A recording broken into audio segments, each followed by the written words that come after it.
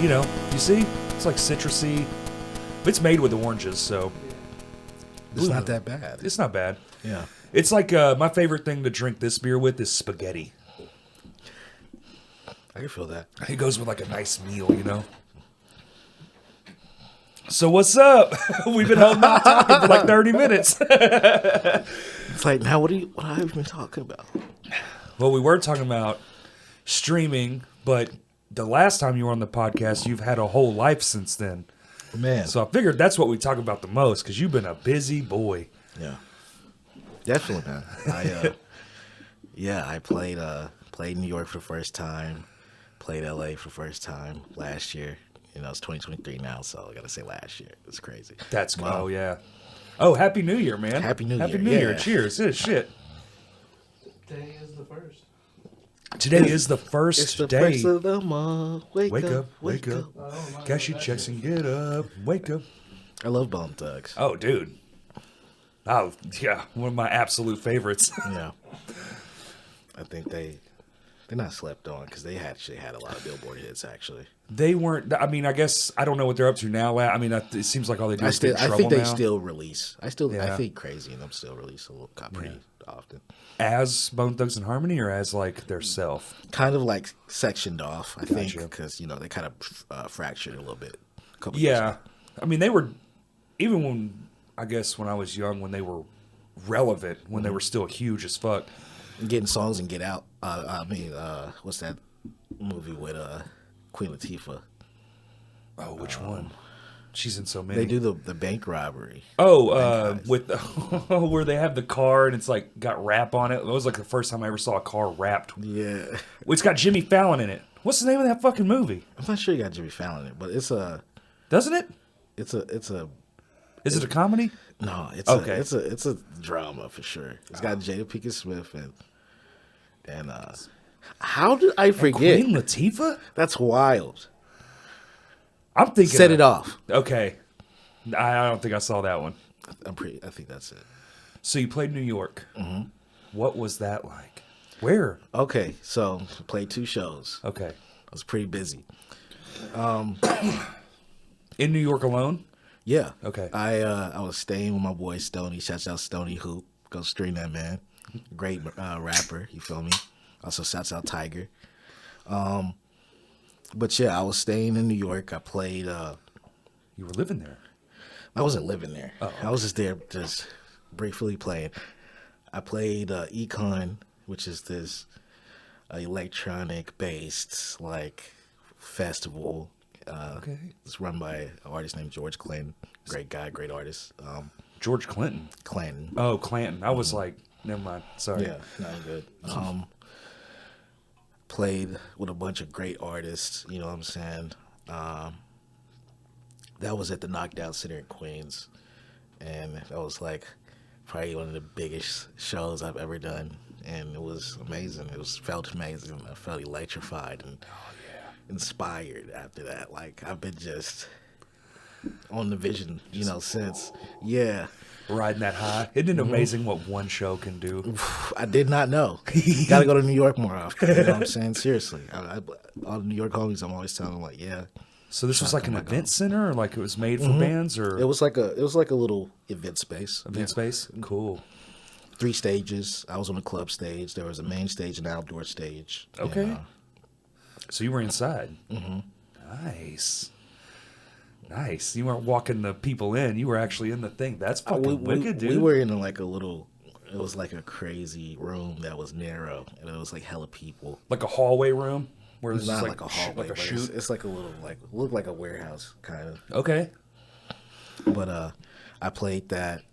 Hella people, hella vibes. That's awesome.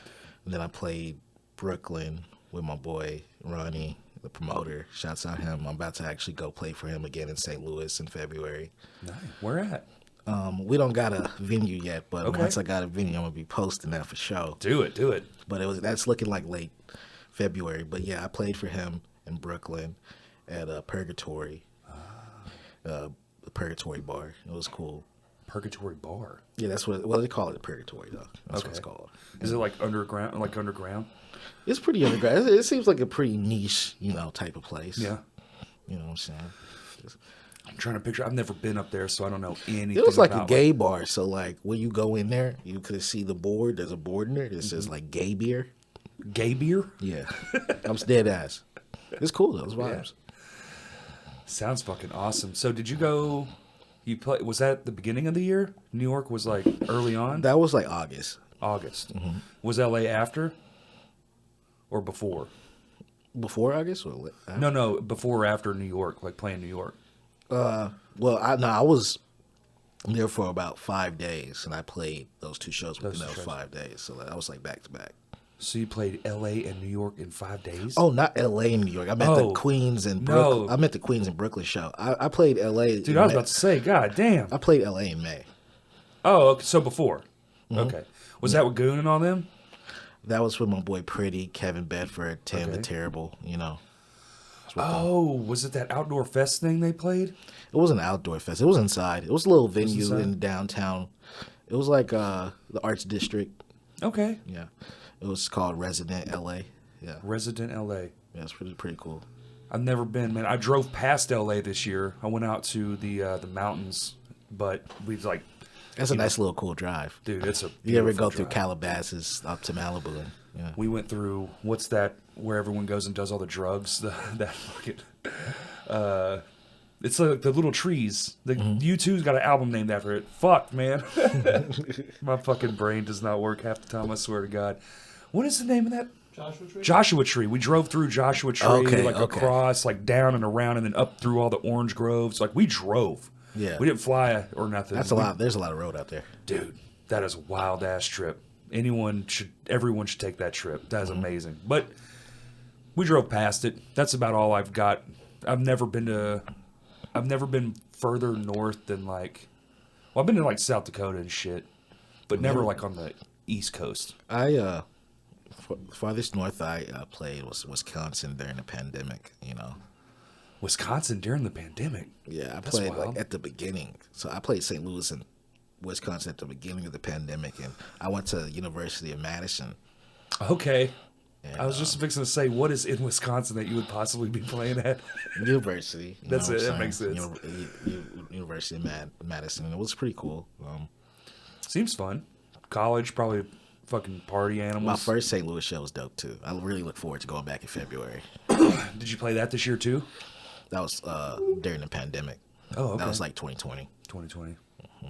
I didn't do shit in 2020. It was like the very beginning. At the very beginning of the pandemic, when everyone as was it was about everything. Yeah, as it was slowly coming off the cruise ships. Oh, right. And when everyone was like, I think we can do shit. I don't know. And then people started getting slowly affected inland. Like you started seeing people in like fucking Texas and shit. Like, oh, damn. Well, that's where all the ports are. Once all the ports started opening up, and but dude, yeah, that shit spread quick. That was wild time. God Almighty. And I remember when Arkansas was just 0, then we just slowly went from 0 to like 4,000 a day. Like right. It was insane. That shit did come quick. I almost went the whole time without getting it, and I got it at the very end of one of the last booms. Like that last year. Last little run that we had. Hella people got it. Yeah. I got a very mild case of it. I remember testing and shit.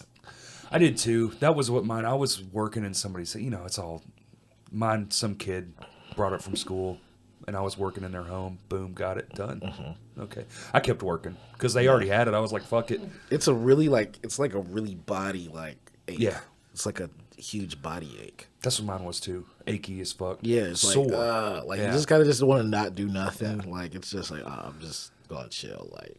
So when did you come on last? Was that 2019? What was that? I feel like it was. It's been a while, man. This is 3 years old now. Did you know that? I've been doing this for 3 years now. That's crazy. Isn't it? I was trying to think the last time you were on here was one of the early on episodes, too. It might have been 18, dude. 18, 19, because, when did we start? When did this fucking thing start? 19? You started it. I know, I can't remember. 2019. I think it was 2019. So that's so you had to come on in 19. I just found it on YouTube. I wanted to find the exact date. Oh shit! I don't know if I was uploading. November 12, 2019. There you go. Last time I was on. Oh, the one you were on here. Oh, there you go. I found the exact date. November 12th. So, fuck, it's been 3 years. I was 22. I'm 25 now. Wow. Yeah. I've been going down this COVID like timeline where like I think shit was just a couple months ago, and it's like no, that was like fucking 4 years ago, and you're like, what? Yeah, no, there was this huge. I think there's always going to be a huge timeline distortion because of the pandemic. Dude, it fucks me up because everything was normal in 2019, and Right. that's kind of like what my history is now. Like in my head, I think about history as in pre 2019 and then after 2019. right. Like that's just how my head categorized. Like there's a stopping point, and then we go forward again, like a Yeah, reset. yeah. It was kind of a reset. It's kind of like a stop or just like a completely switch of how society functioned. Right. So when you played New York, is that what gave you that big boost to like? Because didn't you like? You've been kind of on one here lately, like Yeah. playing a ton of shows. You sold some music, right? Like got Yeah. a deal. You got a Well, deal, right? yeah, I did a last year. I sold one song to UNXT, which was a division of Universal Music Group. Yo. That was a little check. That was a little check up front for just a song. It was doing really well. The Other Side of Existence, that track is going crazy. That's what's I up. think it's got like to date 750,000 streams on Spotify. God. Yeah. Just through like a play, like is it on one of their playlists or something? How does It that work? got on hella playlists, but also Okay. my algorithm's really strong. I have a really good organic reach. Like Okay. Euphony, my most recent album, didn't get on any playlist, but it's already almost done like 30,000. Just all on its own merit. Mm-hmm. Yeah. Because isn't that like the whole thing? Isn't playlists like the whole? Yeah, it's the code cracker. I'll tell you this: you see me on the playlist, that's meant to be. Yeah. You know what I'm saying? Like, it's hard. Oh, It's not easy getting on them, but when it's meant to happen, it happens, and that's what's dope about it. And when it happens, it is a crazy boost. It just like blows up. It's just like it's like welcome to the algorithm. You know what I'm saying? Like a ribbon cutting. Yeah. Yeah. You made it, friend. Welcome. Congratulations. Right. Yeah. It's absolutely what it is, though. It's unparalleled, the type of growth that I've seen myself and other artists Is the playlist. get through these playlists. Yeah. That kind of like is the thing, right? So like even like posting on Instagram or anything like that, hitting the musical playlist is the bigger bump. And you know the thing is, it's like it's really about developing those relationships with those guys that do that, Right. That understand your music, Right. You know what I'm saying? And Producers, it's like, fans. well, it's not just them specifically, but I'm rather as saying like people that work for the streaming companies, because those editorial playlists are run by people. Those are people, That's a hack. I place never even those. really thought about that. Yeah, that's saying people's jobs just Like to do that. like getting in with the curator of it all. Yeah, this is the curators. Yeah. That's an interesting thought. I never would have thought of that. That's interesting. So how you doing that? You just looking them up and just being like, yo, and hitting them up, or Well, it could be that, or just like Meet 'em at a party? sometimes I got contacts just from doing stuff because of partnerships between companies, saying like, sometimes my distribution company will have an opportunity. Like an opportunity I got during the pandemic was I played a Twitch performance on Amazon Music's Twitch account. It was like a music performance concert, and Right. so I DJ'd on Twitch, and there was a third party company hell yeah. that handled the broadcasting and stuff, and we had to talk to the Amazon people through email back and forth constantly to organize it, and That's pretty cool, dude. so that's one of those times where Was this a pandemic thing too? yeah. Yeah, that's wild. So did you go to a facility, or you did this from your house? I did this from my homie's spot, and Okay. it was like kind of he's got a kind of like a studio space. It's got a stage. He's got his screen, and it was cool. That's could've fucking and I had a awesome. whole team of my homies, Darius White, my boy J. Cole Lanston, Pat. You know what I'm saying? I had them all come, and they all set up all the cameras and That's the wicked. screens in code and did the code so we could like put the things behind me because there was like video behind me too. Oh, like a green screen? Mm-hmm. What? Yeah, That's wicked. super high production shit. Yeah, Yeah, yeah. That's a fucking awesome. That was here in Arkansas you did that? in Little Rock. Yeah, Wow. And streamed to an Amazon event. Dude, that's awesome. yeah. Fuck yeah. Who the fuck do you have working on this? Is this you? You're just reaching out being like, yo, I want to No, do they this? just came to me with the opportunity because sometimes they just come to me with Oh, opportunities. you made it to that level. Yeah, coming to people you. like, man, people know, like, I'm very vocal about my abilities. You are. And I'm always like, I felt like when I was younger, I felt like I was underutilized to myself. And once I realized that, I was like, okay, I can never be underutilized to myself. I always got to be striving. I always got to, like, put every record out. Like, I got to be able to stand on this 10 years from now. Absolutely. You feel me? Yeah, I do. So, The musician in me understands wholeheartedly that.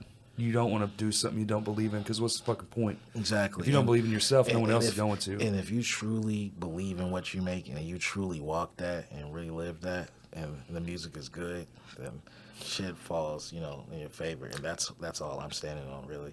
I like that. I think even if the music per se, because what is good music, right? Is that's all really an Subjective. opinion. It's subjective. At the end of the day, it can always get better because if you love it that much and it shows, Yeah. which you can always go live. You know live when you see somebody, you know if they give a fuck. Yeah. It's very apparent. Yeah. And that I think just that in and of itself will bring better quality to your abilities, your music itself. Like hell, you might even quit what you're doing and try something else just because you got better. You know? That takes me to one thing that I focused on during the pandemic, and one thing that's been my focal point is my evolution as an artist and my growth. Yeah. And my most recent album, Euphony, is like an EP. Like, I've kind of resorted to just dropping these singles or EPs. you I feel think that's me? what we're all doing. And it kind of talks about, what I'm saying, that this is my perspective of just like, the parallels of life, like the intricacies of duality and, what I'm saying, like accepting what comes and doing what you can, like managing my expectations as an artist. I kind of put my concepts of myself, of what I realize as an artist, Right. and gaining patience, what I'm saying, becoming an artist. For things to come. Yeah. And don't get discouraged when they just don't pop up immediately. Exactly. I think that's a big important one, man. Reinforcing my expectations and kind of taking some of those concepts and being like, sometimes, like, Euphony is definitely like kind of just like, I'm talking about duality. This could go good or this could go bad. Right. But I'm trying to make the best music possible. But at the same time, I love the thought of that because when you think about like, I'm guilty of it. You might be too. I'm sure we all are, really, to some extent. You exist to you 24/7, and you know, and you believe in what you're doing. And you know it's good, right? You're just like, man, why the fuck isn't someone paying attention to me? But sometimes we tend to put that on other people. It's like, well, it's not my job to know who you are. That's Exactly. your job. Exactly. You know, and like I've been on record saying like I don't like this, and I've been a bah humbug, fucking Instagram is stupid. But at the end of the day, do you want to do the thing or do you not want to do the thing? Yeah. Because you kind of got to play a little bit of ball, right? A little bit of ball for a couple years. You gotta get hazed too. You gotta go through some shit, man. You got to go through the bullshit but really it's kind of good though because it's just really all it is just making mistakes and learning from them. Sometimes it's not your fault. I can speak to that. People take advantage of you or something, or they want something from you. But I think that's a really good point, man. Like we exist to ourselves all the time. It's hard to remember. Like, just wait, just pause on it. It'll come. Yeah. If you work hard enough and believe in that shit hard enough, you'll get there eventually to some degree. Yeah, it takes time. Like, how long have you been doing it? It's been about like 10 years. See, You know, I was a kid. I got in. A lot of people know I was a kid when I like. started this. Yeah, and I was sucking. I was listening to my tapes walking home from school, and I'd listen on my little iPod and my iPod headphones. And I'd just be like, I do not like this. And Critiquing yourself. Yeah. I would listen to it though because I'm like, damn, that drop kind of lit. I started, realizing little things, you know what I'm saying, and slowly just, I don't know, something happened. Yep. And something clicked. And I changed my name because it was originally Pharaoh Ra. And changed it. Pharaoh Ra? Yeah. Okay. Yeah. And That's not bad for a DJ. It's not. Yeah, I was a producer, so. Oh, okay. And I changed it to Yuni Wa, and that was kind of like the beginning, to be honest.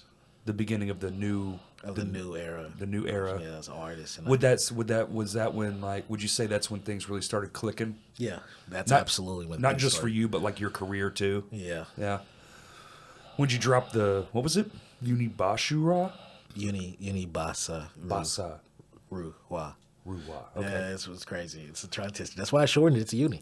Well, It's like absolutely hard, and I recognized that, and I was just like, man, I gotta shorten my name. but Uniwa is tight though. Like it flows. It's got a good, Yeah. ring to it. Yeah. I like it. I've always liked it actually because when somebody told me, Uni, I'm like, I have no idea who that is, but I like it. Thank you. It took me some time to realize, oh yeah, this is too long.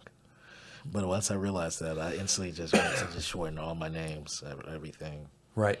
And I was lucky that as soon as I got on streaming early, but I was able to go ahead and already have established Yuni Wa as my streaming name, so I Right. didn't have to change it from Yuni Basura to that. I just had to change my socials.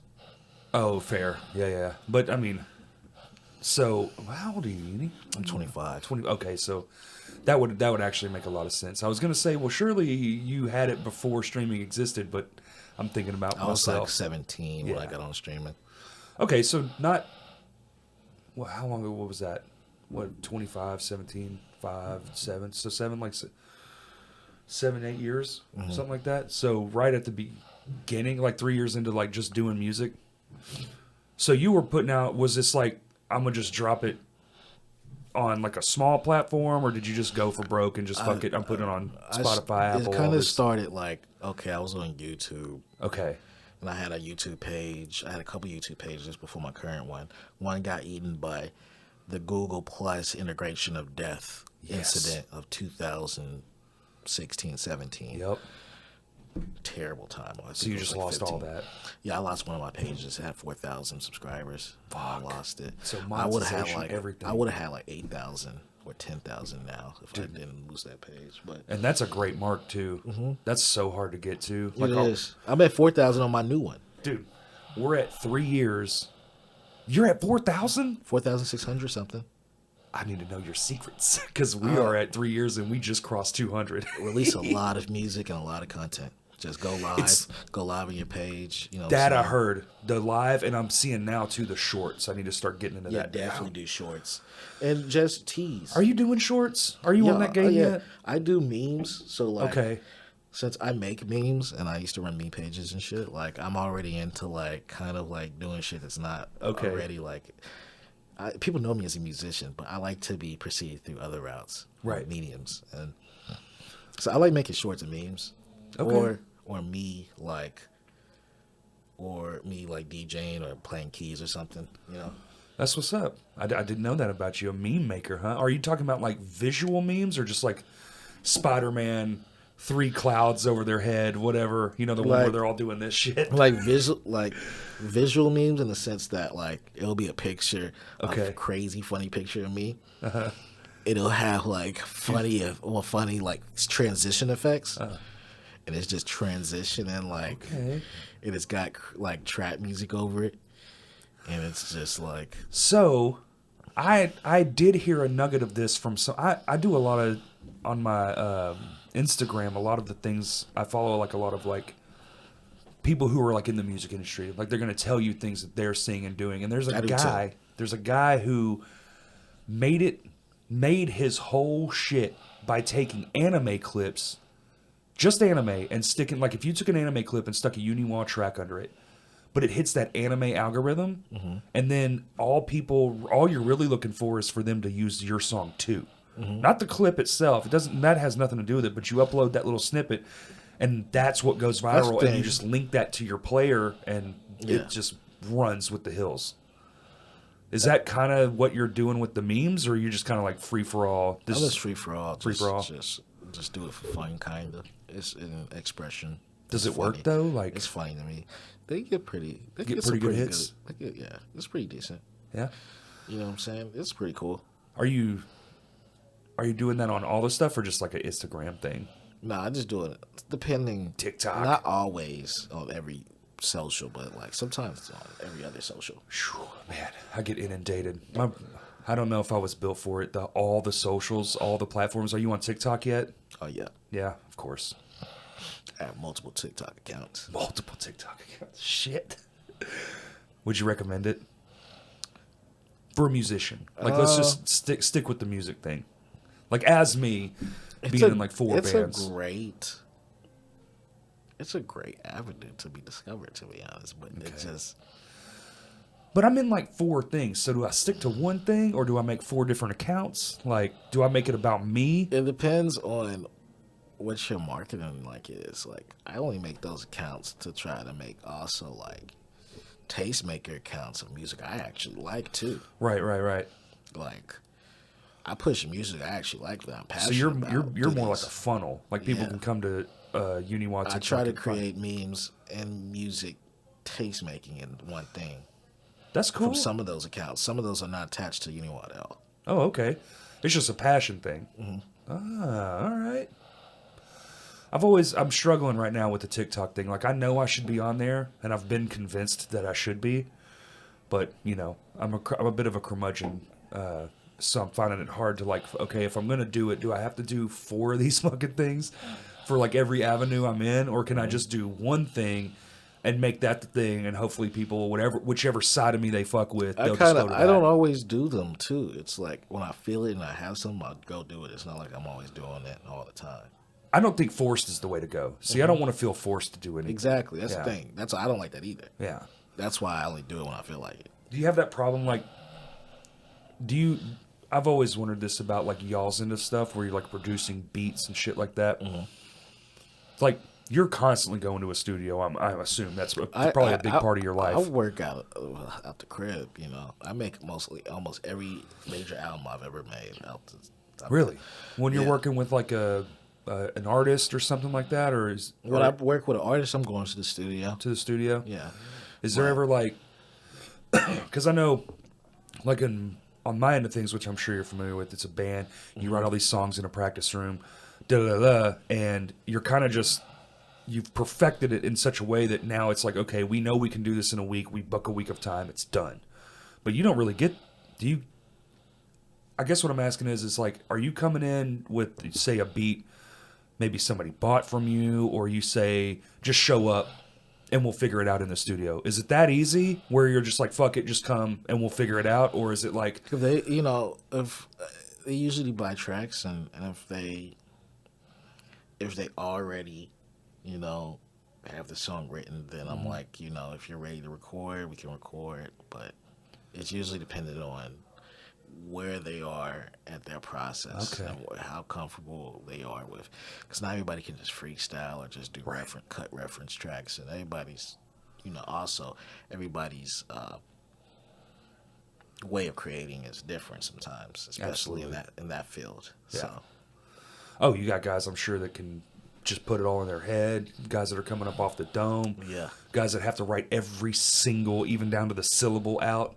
I'm sure it's all walks of life coming through a studio where you're doing hip hop tracks. I can't even imagine, because it's all I would assume for the most part, I'm just guessing, that the beats are typically just on deck by the time you've made it to that point. Yeah. Yeah. Sure. Because there's a guy like you painstakingly beat mapping a MIDI fucking file. You know it. Yeah. Dude, I just finished my home office studio and I just started messing with like MIDI. I have a whole dude, I went crazy. I got a whole MIDI station. That's hard. I don't know how to use none of it. It's amazing. You gotta And learn. I am. So I literally, this all just happened like this month, like in the last couple weeks, and I just got it to where like I can do multiple things. I need an interface that has MIDI. That one doesn't, and I thought it did, so I'm a fucking dummy for that. But I got to get the MIDI to the computer. Mm-hmm. How are you? I know I'm kind of picking your brain, but you're good. No, this is cool with me. It all kind of worked out.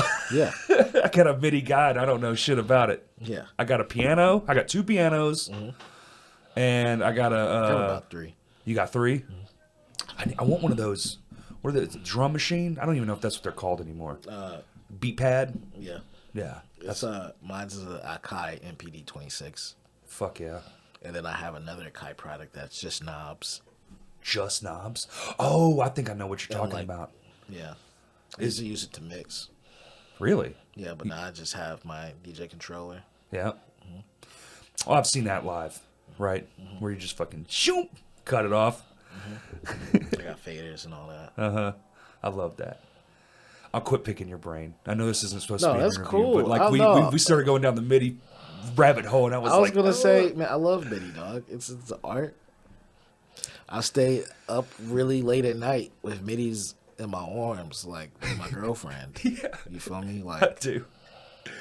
You know what I'm saying? On some real shit. Like, it's taxed. Like I get how you could mess with it long enough to kind of be fluid with it, where you can just kind of come in and already know how it's going to lay out to this grid.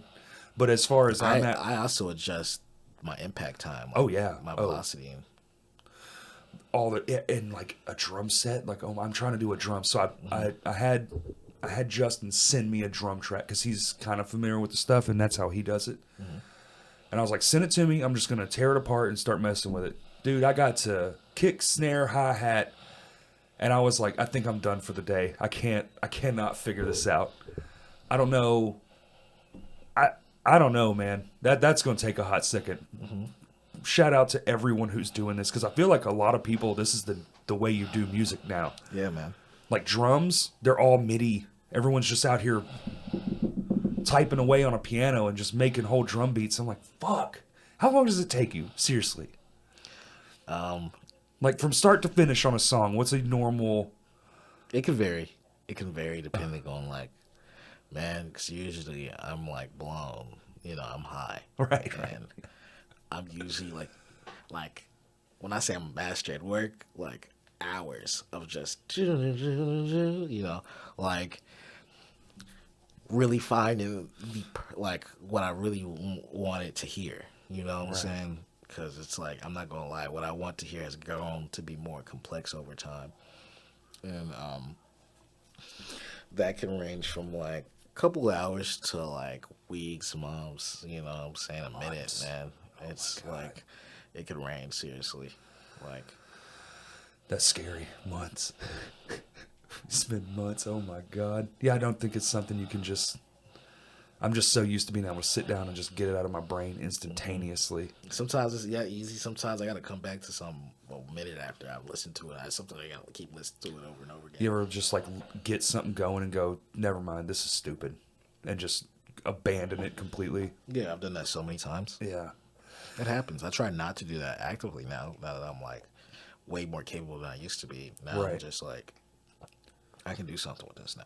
Right. I've literally like a couple weeks ago went back in my files from 2013 and flipped a sample and made a track out of a sample that I used in 2013 that I felt at the time I couldn't sample. No shit. So you just had this like... Wow. Man, that's wild. That's so cool to hear. Like, I don't have things like that where I can just go backwards in time. Because the 2013 sample was like, I knew it sounded good. Right. I heard that shit. I was on it. And you were like, I'm just going to hold on to this. When I'm good enough, I'll know when I can put this in Yeah. something. That's Yeah. sick, dude. Alley-oop to myself. You'll YouTube yourself? No, alley-oop. Oh, alley oop. Sorry. I'm sorry. You good? Alley oop myself. Dude, I'm stuck. I'm kind of stuck on that because, like, the only way I get to do that is if I just had a riff from when I was already good. Yeah. You know what I'm saying? Like, I had to be good enough to write the damn riff. Otherwise, I'm going to forget it because I don't have a good memory at all.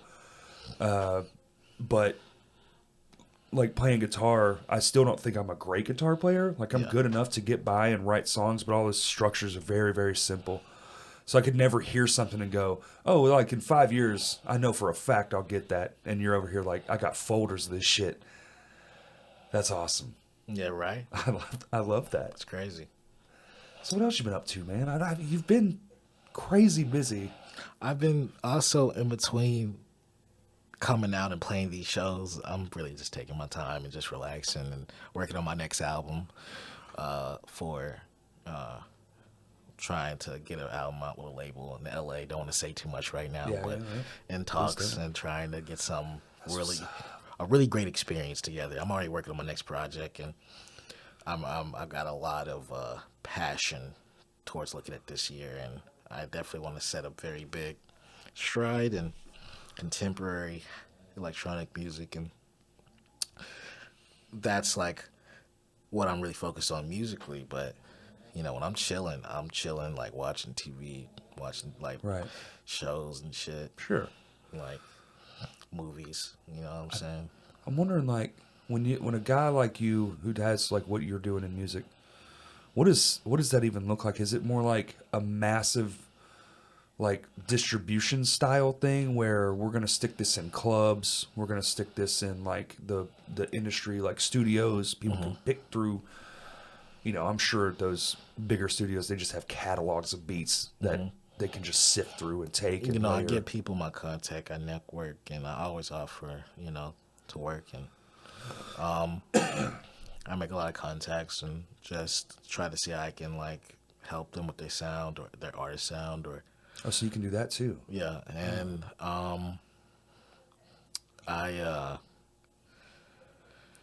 I work. I try to. I got some artists I'm developing. I'm Okay. trying to like, you know what I'm saying, make something really cool, something really new. And Like a outside producerial of- role? Huh? Like a producerial role where you're like, don't do it like this, do it like this, or Yeah, I kind of like. I got proteges and I got some producers that I feel confident in, and I got a singer, and you know, I'm always trying to help them better understand the reality of the industry and how they can truly make the best art they can. You know. I feel like that's the toughest hurdle for all of us. The reality part is a real motherfucker. That's cool, dude. So you just fucking all fingers in 300 different things, Yeah. just moving. Do you ever get off the phone? Not really. Yeah. I have a manager. Shouts out Keith. Shout out Keith. It's my boy.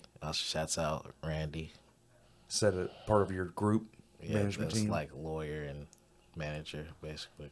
Lawyer. Yeah, Fancy. Oh, I guess when you're He's the distribution, main though. guy I go to, you know. Yeah. They're the main two guys I consult with on my really big decisions in life Right. and music as far. So, yeah, I trust them. That's Yeah, so it's always good to you know, in the midst of what you're doing, Right. understand like you said, the realities. Contracts are fucked up. And I need longevity, and I want a lot of great things for myself, and especially for artists I work with. And longevity. That's the word. yeah, I'm looking for longevity, man, in all of this. The quick buck doesn't really matter. Yeah, It's all about the after. All the people that chase the quick dollar are always the people you see that are broke 10 years later, you know, which is fine. They had a moment, but it's that money that's going to continue to go, you know. Like, that's hard to do though, man, these days. People get so instant. Everything's so instant.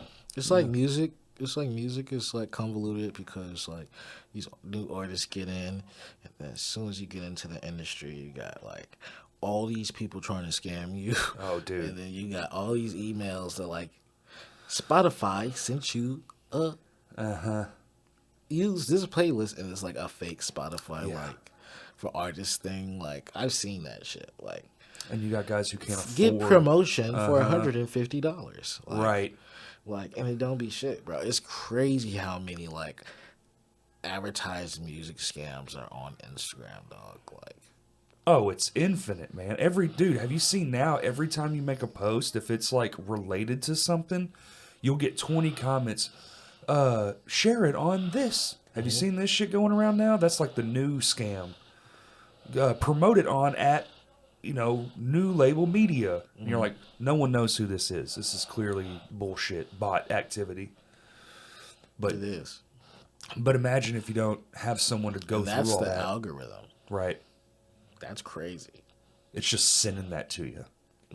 That shit sucks. I hate bots. Dude, I hate bots too. Because you want to use the hashtag so people who are looking for something can find it. But that hashtag is equal parts good and bad these days. Because it's going to come with like that stuff. And if you don't know, like even when I don't use hashtags, they come. Really? That's the crazy part. That is crazy. They're just there. Wow. So they're just existing? Yeah. They're not chasing stuff. They're just like... There's some people behind them too. They, you think there's humans behind them? Yeah, I see like... I've talked to them. They DM me and I'm like, leave me the fuck alone, block. You know what I'm saying? I'm fucking tired of all the bots. It sucks. Honestly, 2023, this is going to be kind of controversial. Kill all the bots. Kill 2023. That's the hill I'm on. Just that behavior, it's like, it sucks. Because imagine being young and not understanding that is like, especially the email thing. Like, even I think I'd be fooled by the email thing. I always check the emails. Like, I'm so like up cross-reference on phishing scams. Yeah. Like, also, I've seen so many crazy music scams. Like, I pay a lot of attention, and I observe a lot. And right. I've literally seen somebody, I'm not going to say who locally, they got a Revolt. They got a Revolt music article. You know Revolt TV? Yeah. They got a Revolt music article. And I'm looking at it, and I'm like, something's off. The first thing I see is that it's revolt.org. Damn. Revolttv.org. I'm like, something's off. And I scroll down to the bottom of this person's article, and I see 2 Revolt social media tabs doubled at the bottom. I'm like, damn. This isn't a real site. Right. This isn't the real Revolt TV. And I look up Revolt on Google, and Revolt.tv comes up. And I'm like, oh, this is the real one. And I just look at both of them side by side, and I'm like, ouch, man. Holy shit, it's gotten bad. Yeah. They got fake billboard. I've seen a fake billboard.com. How do they do that shit? Like, it's They're so good. They've gotten so good, man. Because there is emails I see that I'm just like, I'm convinced, but I just quit responding to like all my emails. Like my email now is just this giant junk drawer, Mm-hmm. I thought about making a brand new one, just like an incognito one that's like all the settings are just like hyper private. Like the only way you can email me is if I gave you the email address, period, and just start over. Because I'm sitting at like 15,000 unread email. I'm not going to go through all that. Yeah. So what else? What's 2023 looking like? So we got an album. What about, you said last year you had the time of your life at New York, LA, all that shit. Is there more of that? I know you said... Yeah, I want to go back to LA and New York this year, of course. This year? Yeah, I want to go back. Okay. Definitely planning to go back to LA soon. I already got St. Louis booked, so I'm surprised you don't go to LA more, because that seems like where your thing would exist the most. I'm going to. I want to start. Okay. Trust me. It's coming. I'm just taking my time.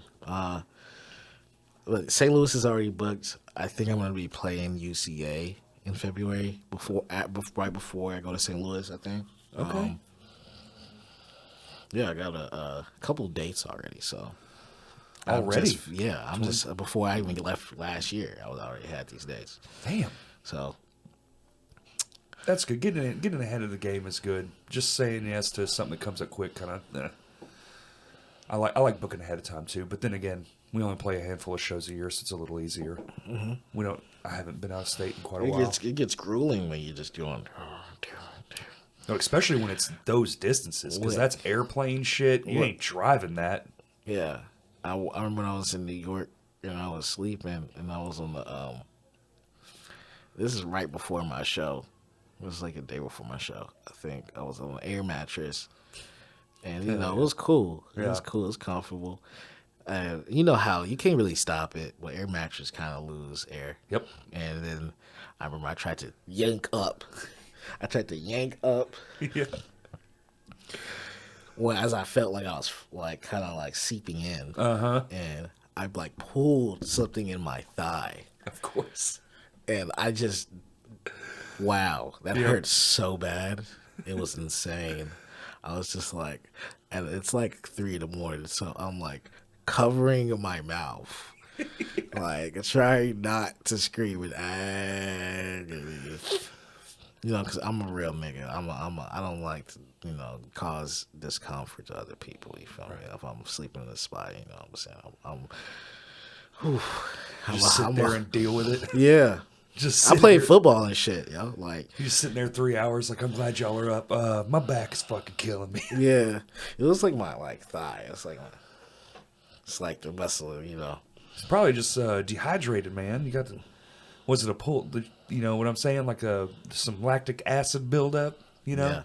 But you seem like a water drinker. You came in here with a big tall ass I water drank drink. a lot of water in New York. So yeah, I always got the Polish Springs water there. That's what they be drinking on. And That's shit. their whole thing. Yeah, Polish Springs. Dude, you gotta drink water living in a place like that where you're walking every fucking where. Lord knows I'm not paying for rides. Yeah, right. Like, what is it, 13 blocks? We got this. I walked so far. It was funny the shit you see when you walk to New York.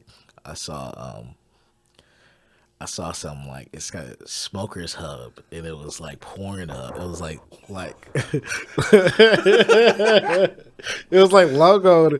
Like the logo looked just like the porn. It's literally just like the Pornhub logo. Yeah, but it's Smokers Hub. Yeah. Was it a marijuana store? Or is it just like people buying cigarettes and shit? I didn't go in. I don't really know. It's funny as fuck. I saw a Boost Mobile store. I was like, wow, that's still around? That's crazy. I haven't seen a Boost store in a while. So that's history. I'm like, man, this feels like back in the fucking 2000s. This is crazy. I feel like a city that big, they're going to have things you forgot about all over the place because there's so many fucking people there. You're right. There's like 8 million people in that one, just crammed in. That's so many fucking people. We're at like 3, so double, almost triple the amount of people. Mm-hmm. All of Arkansas just in Little Rock. Mm-hmm. Right. Triple. Exactly. That's nuts. Little Rock being 200,000 people is something that I've always kind of like. It's low key a flex and a good thing because it's like we're underpopulated. So Underpopulated. Not if you believe our roads system. Yeah, Good road God, system. the traffic here is a The nightmare. traffic here is definitely not. If we were to go to 500,000 people, it'd be unsustainable. Oh no, dude, there's no way. I think that's why they're building all this shit. You know, we're over 3 now. We're over 300,000. Are you serious? For like the area? For the metropolis. Mm-hmm. Okay. So it's fucking climbing, and I think that's the big push. You know, the 630 interchange, and now they're doing the fucking massive 30. You know that thing's And all the stuff downtown too. That's what I'm saying. Oh, yeah. So much infrastructure rebuild. They have to, dude. It's gonna, because people, they're not stopping moving here. They're not. And they're coming in droves. So you gotta California. I've looked into Arkansas Reddit. A lot of people moving here from the West. Dude, me and my brother, he lived in flippin' Arkansas, still does, but he was moving. Mm-hmm. We went to 9 of those storage facilities, 9 during the pandemic. Mm-hmm. And they are sprawling there. They're not like the little ones here where there's like, here's a building, here's a building. Dude, every single fucking one of them was full. And every person that we talked to that was like the front desk person said every one of these are from people from California. I was like, and that's up there. Imagine Little Rock. Welcome. Yeah, welcome. That's crazy, dude. You know, it's really inexpensive to live here. And it's, you know what I'm saying? Dude, it's efficient as fuck. Also, honestly. Inexpensive, not efficient, sorry. Yeah. I feel that. One thing about it is like I have also so much passion for the future of Arkansas artists and music and shit. I do too, man.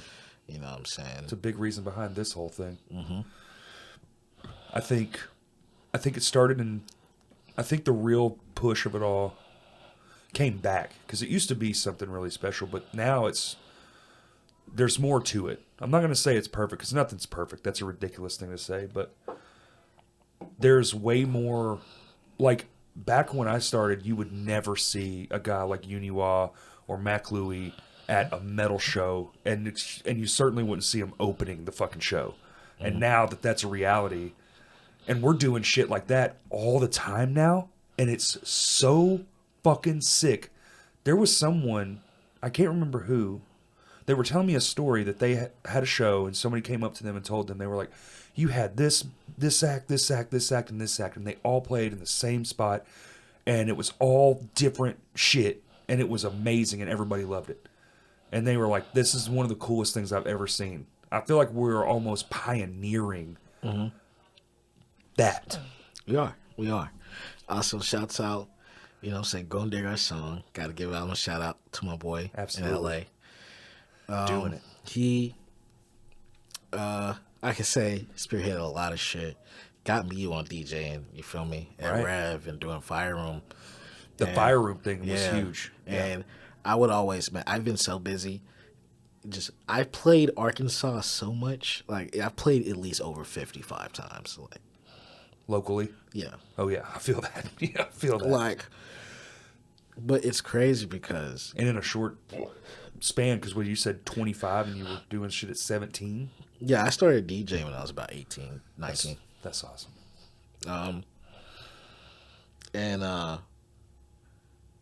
It's just like the feeling I got from Fire Room was like so many people. It was like we all here on the same thing, and it was amazing. So many people talk about those in such high regard. I'm sad I missed out on it because I never got to see one. I never knew about it. It never crossed my radar. Yeah, when the time is right, I'm gonna keep doing shows sparingly in Arkansas. Of course, Right. I'm trying to focus on the national and international stage now. You have to. Once you've hit that point, you kind of have to. Yeah, I'm definitely hitting that point, and I'm gonna refocus and reshift. Yes. And especially 2022 was very big for me, and I definitely have to. So, but I know that I don't have to completely, you know what I'm saying, just completely abandon it. Well, that's what. Typically, that's what happens because once you get to where you're at, the pop life starts moving so fast. By the time you know it, it's been 6 years. Mm-hmm. And again, it's all about relevancy because we look at, oh yeah, he's out there, but he forgot about us. It's like he's moving 1,000 miles an hour. We're over here in a horse and buggy, right? God, He's in a fucking rocket That's absolutely ship. how it is. It is exactly how it is because, dude, you look. I always know when I'm like at my busiest time, and somebody will be like, dude, we'll be in here and we'll be doing one of these, and I'm like 3 hours. What the fuck? Like the relevancy of it all. Yeah. Like I've been huge into that. Like thinking about like because you seem to be popping. Mm-hmm. So once the burble and you just go, it is literally like a cartoon. Like I'm getting people that want to invest and buy records. Yeah. Do acquisitions. I'm getting a bunch of random opportunities. I've been getting sync opportunities. People just reach out and want to establish contact. The syncing thing. It's been growing. Yeah. It's just been a visible incline of growth for me, and I can tell because I'm manage myself mostly outside of having my co-manager. I think you can see it from the outside perspective too, just from you posting and doing more. But it's cool that you're aware of being able to lose where you are, like here, and if you have a respect for this place and all the cool shit, I think it's neat. to like, because this whole thing's a big giant thought experiment. So like to be able to have that awareness, so when you do go, it's like I'm always going to represent where I'm from and not forget that. Exactly. Because that's huge, man. Because a lot of people, I mean, most, they leave here and that's it. They don't associate Yuni Wa with Little Rock. Right. That don't even make sense. Right. It's not even like I lived in other cities growing up. Like some people move around and shit. Like I always was from here. So Right. I've only been 2 places, here in Dallas, where I was born. exactly. But I wouldn't say I'm from Dallas. I was born in Dallas, Exactly. but I moved here in like kindergarten. So like that's not the same. That's not the same thing. I don't remember. I remember there, but I don't have like, this whole history. I can tell you a few stories. Yeah, I remember have so much history just from being just around all these years. It's Well, just amazing. hearing Like, the people story talk of- about Altel. You remember Altel. I remember when they were building that We shit. was talking about Juanita's Downtown Music Hall. We was talking about the Villa. You know what I'm saying? What was that? There's been so many like little pop-up venues here and there, like the old skate park. People would do shit in there. Ferguson's, that was kind of a long time ago, but That was a brick ago. I haven't heard of that in a minute. it's A minute. it's been a while. There was a few like punk DIY venues that cropped up here and there, Yeah. and they would do like the most. It was basically a room with a PA in it, but it wasn't someone's house, so everyone was like, "Go!" I was talking to the homies the other day, and we was telling the homie, an older homie, and that was a part of the scene, a time in the scene. We was like, I was younger, I was probably like 19, 20, and I remember there was a stage. It was a called 215 in New Conway. Okay. And it was it was the black orange or something like that. The Black Orange? Like a coffee shop. Okay. And it had a stage, and it had a very narrow, just little space for people to just stand. And it had a stage that set like 8 feet in the air, or 10 feet in the air. It's really fucking high You're up. just fucking towering over everyone. Yeah, and then it's like really low, so it's like you can't really stand up there. So it's like you're kind of like, yeah, Dude, yeah, you know what I'm saying? That's like the second Juanita stage. Yeah, you feel me? Yeah. Packed like- house, the whole front row's doing this. Basically, it's insane, but it's like I've never understood those stages, dude. it was just like somebody just Completely missed the mark on this one. yeah, Like, who the fuck? somebody completely fucked this off. You know what it is? It just dawned on me. You know what it probably is? They probably built that motherfucker without a saw, dude. They had like a hand saw, and the 2x4s come in 8-foot sections. So they're like, fuck it. Just put the whole, This whole thing. just do the whole thing. I'm tired. I want to go home, go see my wife and kids. Climb up on stage, dude. I've seen it, man. We did a venue in fucking Nashville, Tennessee, and it was a dope ass place. I'm not knocking it. It was really cool. It was a safe house. It was amazing. Coolest venue in the world. And they were streaming in '09. Damn. Yeah. They were doing live streaming in '09. They were so They were fucking ahead of the game. of the game, yo. It was one of the coolest shows we ever played, but the fucking stage design. It's all there. It's all there. It's Dude, all the drum there. riser. I'm 6'2". The drum riser was up to my damn belly button, and that's almost 4 feet. And dude, like in a drummer 4 feet above, and so my head is 8 feet off the ground, and I'm looking down at my bandmates like this playing, dude. In this, it's probably the size of what Downtown Music Hall was when it was That's the longer room. Remember? So like the last version, because there was like 4 versions of Downtown Music Hall, but the last version where it was just like the shotgun style. I only remember briefly walking past it when I'd be downtown when I was younger. Oh, really? So I only look in a little bit. I never really went fully in. You never went inside downtown? Not fully. Oh, damn. I would always look inside while walking. I wonder if people remember certain shit about downtown. Like there was this one store called Sterling's. I used Yeah, to like. absolutely. You remember Sterling's? Yeah. Sterling's was like right by that little cleared through bridge that Yep. connects those 2 buildings. Yep. I used to go to Sterling's to always get pretzels and shit. I used to stomp around downtown quite a bit. Damn, Because all the venues were down there. I miss Sterling's. I miss a lot of things, man. It's all kind of different. Yeah. You know, I mean, but that's just life. I but think still, I think if there was more like shit like Sterling's and like other businesses that just kind of sold like food, other not just food, but like not like restaurants, but like like a coffee shop, just hang out. or like stores. Oh, like a Hastings. Yeah. Where you kind of have just a little bit of everything: magazine, rack, coffee shop, maybe some sandwiches, soup, something like that. But also like a chill, like you can get whatever. Like, dude, I miss Hastings so fucking bad. That was the store to end all stores. The ultimate, the culmination of everything we ever knew as a society. I'm Right. dumb. And then it's like weird, like you go downtown, it's like weird, like old, like stores that have like really old furniture that look like that look like money laundering, like Oh, they probably are, dude. Everything what in there's I'm got a saying? layer of dust on it. shit's crazy. I'm like, what is y'all? I'm like, this. I ain't seen this since 2003. Shit probably been there since 2003. Like, what do y'all really be doing in here? It's like that bodega scene Yeah. in Half Baked where he walks in and everything's just like dusty as shit. And he's like, "Let me get the weed." Real shit. I gotta say this: real lies, real lies, real lies. Right? I'll just be on some meme shit. I'm just being funny. No, I love it, dude. I love it. Meme shit is. I mean, memes are like. I always think about like what happened to comedies, man. When I was a kid, they released a comedy 10 of them a year, and they were all I miss bangers. comedies. I love comedies. And I think legitimately it's the internet. Like we get comedy all day long. Because like we get a lot of bad shit all day long, but dude, memes are endless. You turn Yeah. on any cell phone in the The world, memes are the only thing that can drown out all the gun violence. all the shit, all the stuff, you know, and you just and then all of a sudden it's like, what'd you say, the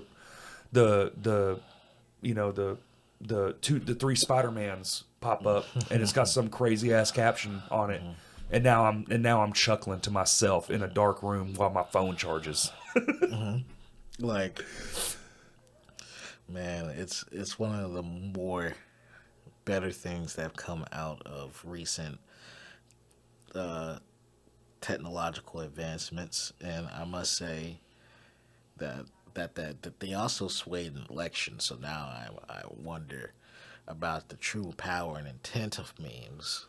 Oh, fair, yeah. Because now they can be used as Weaponized. a medium and Yeah. weaponized. So now that changes like That- its existence a bit. Isn't that everything though? Yeah, Once it reaches a certain volume, it can be anything. Like that's what we were talking about. I had but also more or less because it's a form of media. I had Heaven Townsend on a few weeks ago, and when the cameras were on, that's kind of what we were talking about. Was like, you know, everything is everything and nothing all at the same time. Once something reaches a certain volume, especially on the internet, it can be the less or more to an infinite degree, right? Yeah. It could, like, it's so crazy that even a meme, something as simple as like what started with like ah ha ha ha, you know, look they put a little fucking red shoe on him, ha ha, you know, and now it can be something that, you know, turns whole countries into other shit. Like that's wild, man. That's power. Yeah, it's like I go on TikTok and I see shit from like the Russian-Ukraine war, and I'm like, damn. Like that kind of shit It is ain't what never keeps me been like off. this. Yeah. That's what kind of shit that keeps me off of TikTok. Is it But seems, it's everywhere. It's on Twitter. It's on TikTok. It's on See, I'm not Reddit. on Twitter either. I thought about getting back on there, but I haven't been on Twitter in years. And it's on Instagram. Yeah, I'm starting to see that. It's everywhere. You with can't the really reels. escape. You can't really You can't really escape it. escape it. It's coming into everything, but everything's going to that format too. This format, this thing, you know, where we're all just endlessly doing this. Yeah. You know, we're gonna have different thumbs in the future. I feel like our thumbs are gonna grow. You know, the alien hands, they're probably because they had Human cell phones. evolution, we have like technology long enough. It's definitely gonna adjust our body. Yo, did you see that? What that artist created? They were like humans in like a million years or some shit. We all Yeah, had I like, saw it. We had like big ass eyes, and our fingers were all weird shaped, and it was from technology, like us adapting to holding that's shit. absolutely what we're probably gonna look like. Creepy as fuck. But then if you look at like what a gray alien looks like, yeah, that's some straight conspiracy shit. But I think they just us. On a long enough timeline, they just turn into us. Like, we're them. That make a lot of sense, and that's even more scary to think about. Because, like, dude, That means that they went back in time. that's what I'm saying. They're not aliens. They're us's. Yeah. And why would they come back? Because shit fucking sucks, and they're trying to fix it. Maybe Yeah. that's what it all really is. That would make a lot of sense. Or they're trying to delay something. Or maybe they're trying to speed it up. Maybe shit's so wild they want more things to have the opportunity. Like, maybe it is for good deeds. You know? You know, one thing I love space and astronomy and all that. Dude, me too. Well, And, yeah, you had a... What was that? Was that a song or a record you put out? Hyperdrive. Uh-huh. Yeah, Hyperdrive Yeah. last year. Last year, that was it. That was fuck, dude. I dropped 3 records that year. You played a show recently, and I think, was it Eyes Up House? I say recently, dude, but that could have been... Did you play Eyes Up House this year? Mm-hmm. You did? A couple times. The third song you did, I remember it was the third one. Mm-hmm. That shit was fucking phenomenal. Thank you. And I think it was from that. I think I remember asking. Was it you one that. of me and Max songs? Yes. Yeah, because we had an album that dropped. Okay. And we Dude. Hell's Angels. Hell's Angels. Shouts out Mac Louis, go to stream Hell's Angels. Dude, he goes so fucking hard. That man's Bravado. spirit. He's got bravado. He's got bravado. He is infectious as fuck. I always go around like people wanted to see what I could do. I show them Hell's Angels. You know what I'm saying? Like that's my record. That's like the shit. It's so good. That's the best rap record I've ever made. Really. Yeah, I ever executively produced. It's phenomenal. I love every bit of it. Like that show. That wasn't when I met him, because that was the year before that. I remember that. Me and Mac met back in 2016 at Fire Room. Oh, so y'all been friends? Mm-hmm. We've been That's friends awesome. for years, and we met through Goonie. You know, we met through just doing the shows and just trying to hop on opportunity. We connected, and we understood that our perspectives were a lot alike. And you know, what I'm saying, he's a great artist for real. Like, I really admire his creative outlook. Great artist, great passion. He's got a lot of passion. Started tattooing, be going hard with the He's tattoo. licensed now. Woo! You feel me? My dude. He got it the next day, dude. We did the podcast and he was all nervous and shit. And he got it the next day. Fucking awesome. That's amazing. I love And he's it. killing it. I No, got to he go is. get one from him. I told him I would. I just, it's all about timing. Yeah, same. Tattoos are permanent. I'm still trying to figure out what I want. Cause You got one? I got 2. You got 2? But I they were for my boy Coffee. Okay. I'm trying to get another one from Mac though. I want to get one from Mac. Right. And you know, he's definitely been going hard. It's been respectable. It's always cool to do other things because even I do graphic design and other shit outside of music. That's Is there something you don't do? Let's just start with the list of shit you don't do, Yuni Wa, because I feel like that might be a shorter list. clock dance? Clog dance. I don't watch golf. I don't either. That's the most boring shit in the world. I don't watch baseball either. You know what? Hockey's boring on TV too, I think. I watch hockey though. But live hockey is fucking awesome. You ever Yeah. been to one? It's like a football game Dude, on ice. I think it's better than a they football hit, game. They hit each other, and Yeah. it's like they have so much. noise? Yeah. oh my God. When someone checks someone into Is that it because wall, the screens? They're kind of like they're plexiglass. So when they get hit, there's this reverberation like down the wall. So you just hear, these panels just start shaking. It's a wild shit. people be bleeding that shit a lot. I've never seen athletes bleed that much. They're going 60 miles an hour with razor blades attached to their fucking feet, smacking into each other. They're 200-pound, 6-foot, they're beast humans. That is a wild ass game. Whoever came up with that shit was just beyond crazy. Yeah, they were. I remember I did a report. I did 2 reports growing up because I wasn't playing football. I was athletic. I played basketball too, but I made a report on football and I made a report on steroids. Are you for or against steroids? I'm for steroids if it's for Rehabilitation? Rehabilitation. Okay. That's when it's under doctors' provisions that are Right. actually specific to the ailment and Right. not just you juicing. See, I'm kind of like on the other end. I'm kind of like, let's just see what it's like if everyone's doing it. Yeah. No, I think I've studied it enough to know that it's like you have way higher chance of heart disease. Oh, it fucks you up. Yeah. You get really bad body acne. All those guys die from heart attacks, man. All those bodybuilders and people who juice too long. And even wrestlers, like a lot of wrestlers I've liked have died from heart attacks. Yep.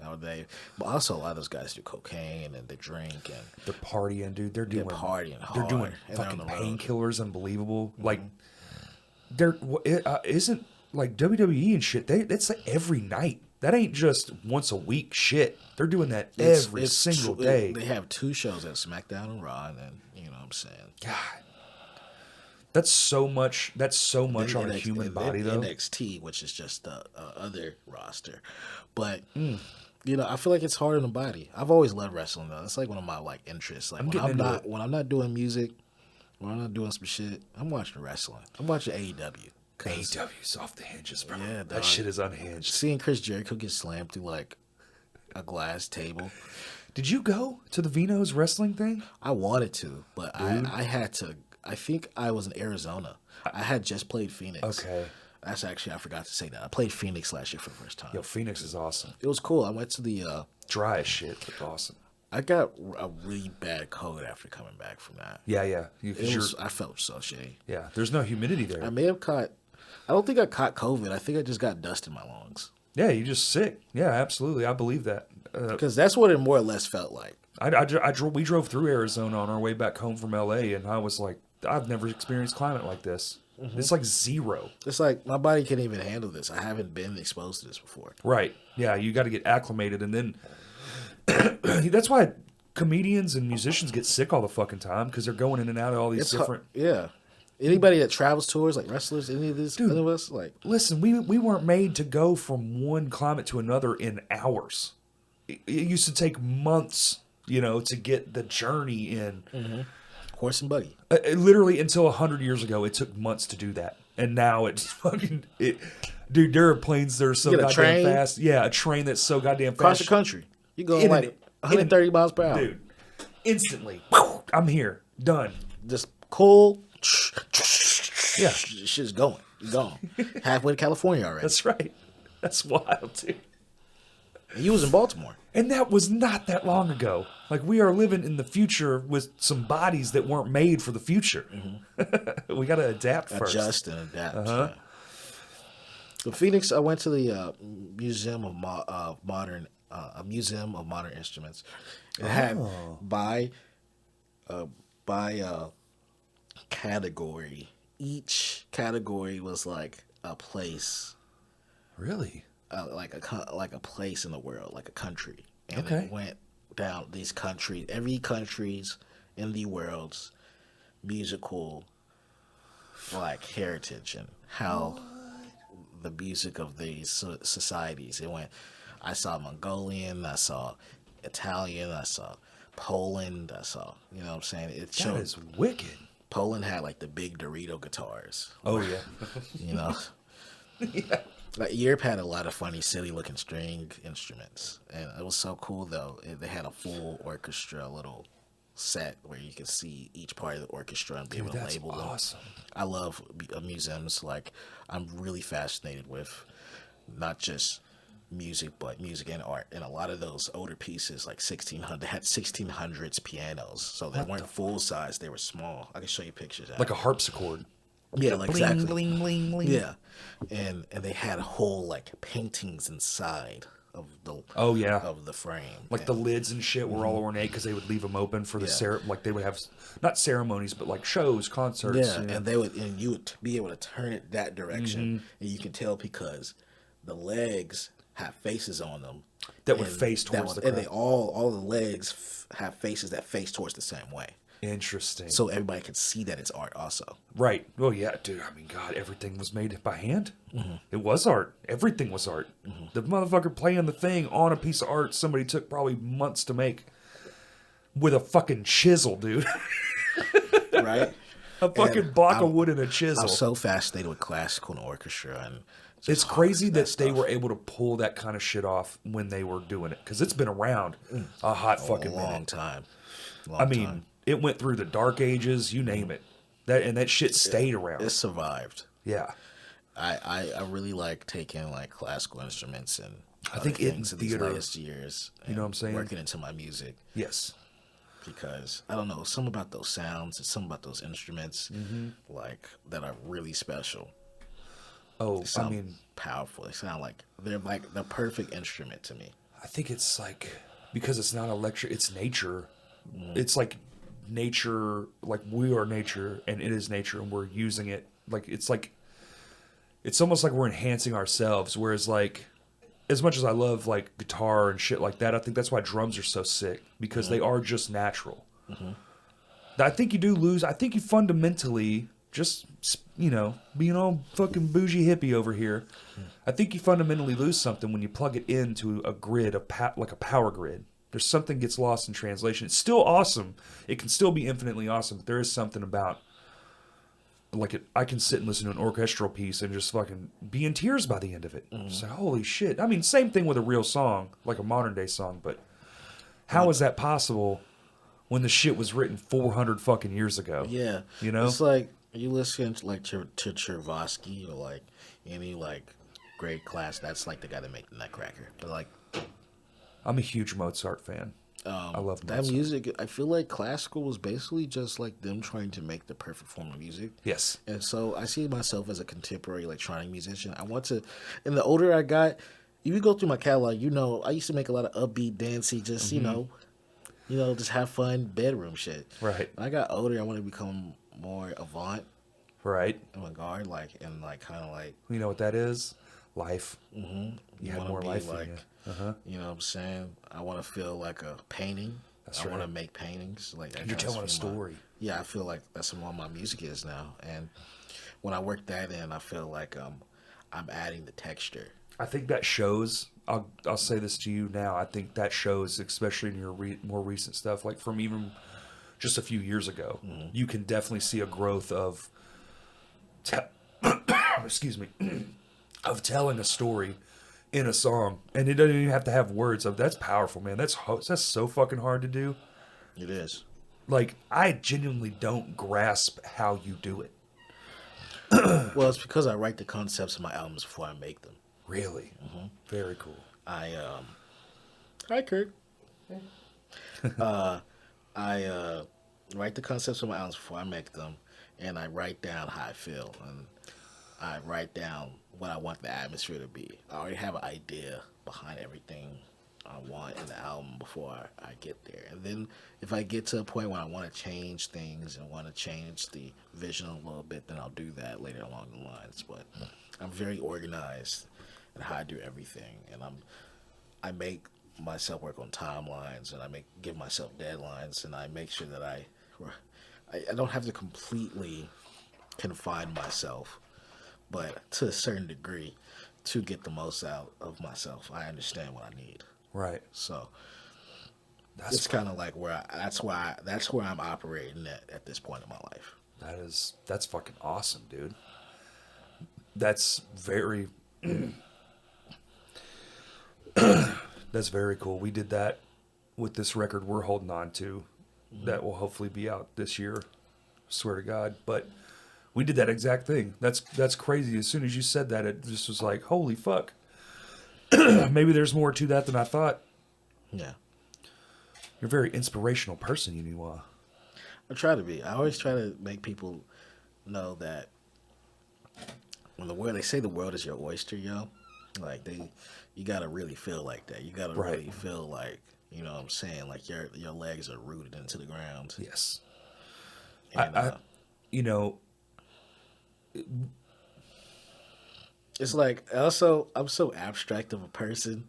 Like I can say some crazy off the wall funny shit, or in a moment's notice in the middle of the night, I can just get. And also, I get I get kind of visions. I get dreams. I get very abstract dreams, and it's like I get abstract dreams. And I'm just like, yo, how do I even make sense of this? And just so I feel like a lot of like what I see in my mind's eye since I've grown up was, like space travel, like like futurism, like the coming of age. Like, you know what I'm saying? I'm kind of like, I embody that because that's all I've ever seen in my mind's eye, you know? And I truly feel that, like, I had a dream a couple weeks ago. You know, so I had to tell the homie about this. I woke up instantly and I was like, yo, listen to this shit. You're never gonna believe it. And it felt so was an vivid. astronaut. It's some dreams are so vivid. I had a dream, and it's like hyperdrive shit, like hyperdrive. This is where shit like hyperdrive comes from. I had a dream out of nowhere, and it's people on a spaceship, and you can see Earth in their view as they're moving away, but everybody is decrepitly depressed because everybody's leaving Earth, not because by choice, but because they have to. Right. Like Earth is dying. And in my dream, I'm seeing like each individual's pain of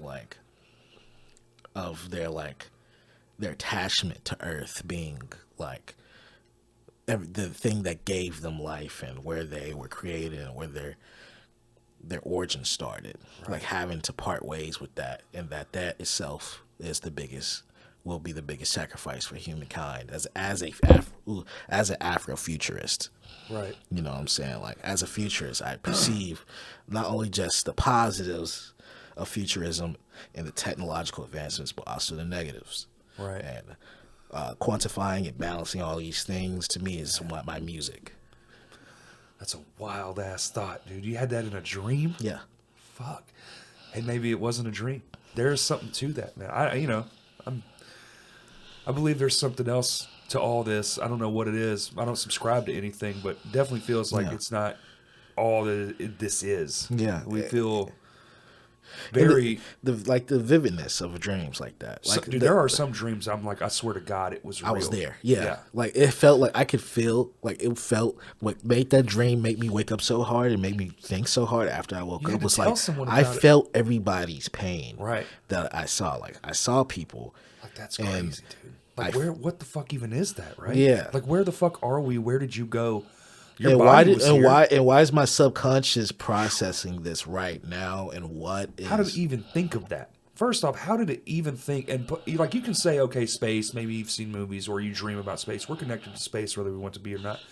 But to be like, I saw everyone's pain and I knew this about this situation and blah blah blah. Like, what the fuck? Unless you were really there, that doesn't make sense. That's crazy. Yeah. Dude, that's wild, man. Yeah. Oh, wow. I definitely have woken up from dreams and been scared that they were visions. For sure. Yeah. For sure. I feel that 100%. Because I wouldn't want that for anyone in humanity. Some of my dreams, like, they're like more like humanity, like dealing things, like, for some reason. Well, even like, I have this weird thought that, like, even though, like, they say it's all infinite, there's infinite uses doing infinite things. There's an multiverse. You and Multiverse. There's an infinite you and me right now doing this exact same thing, infinite times, but slightly different, right? Like, you didn't just take a drink of the beer, right? Each possibility branches off and creates another universe of possibilities, which creates another. They keep splitting off at the two ends, right? You know, and that's just like mere probability. Also, the probability of it is that if it can exist, the probability is that it does exist. Exactly. Right? So, but even in that, like, my whole thing is like, because we can go all the way down to a microscope and find little creatures living in their own universe right here on this table. Yeah, and they don't know shit about us. Yeah, and we barely know shit about them, and there might be something lower than that. It's kind of like. I saw that, I think it was the Arizona University. Mm-hmm. I think they just had named 2 new materials. Oh, shit. That were found in a meteorite.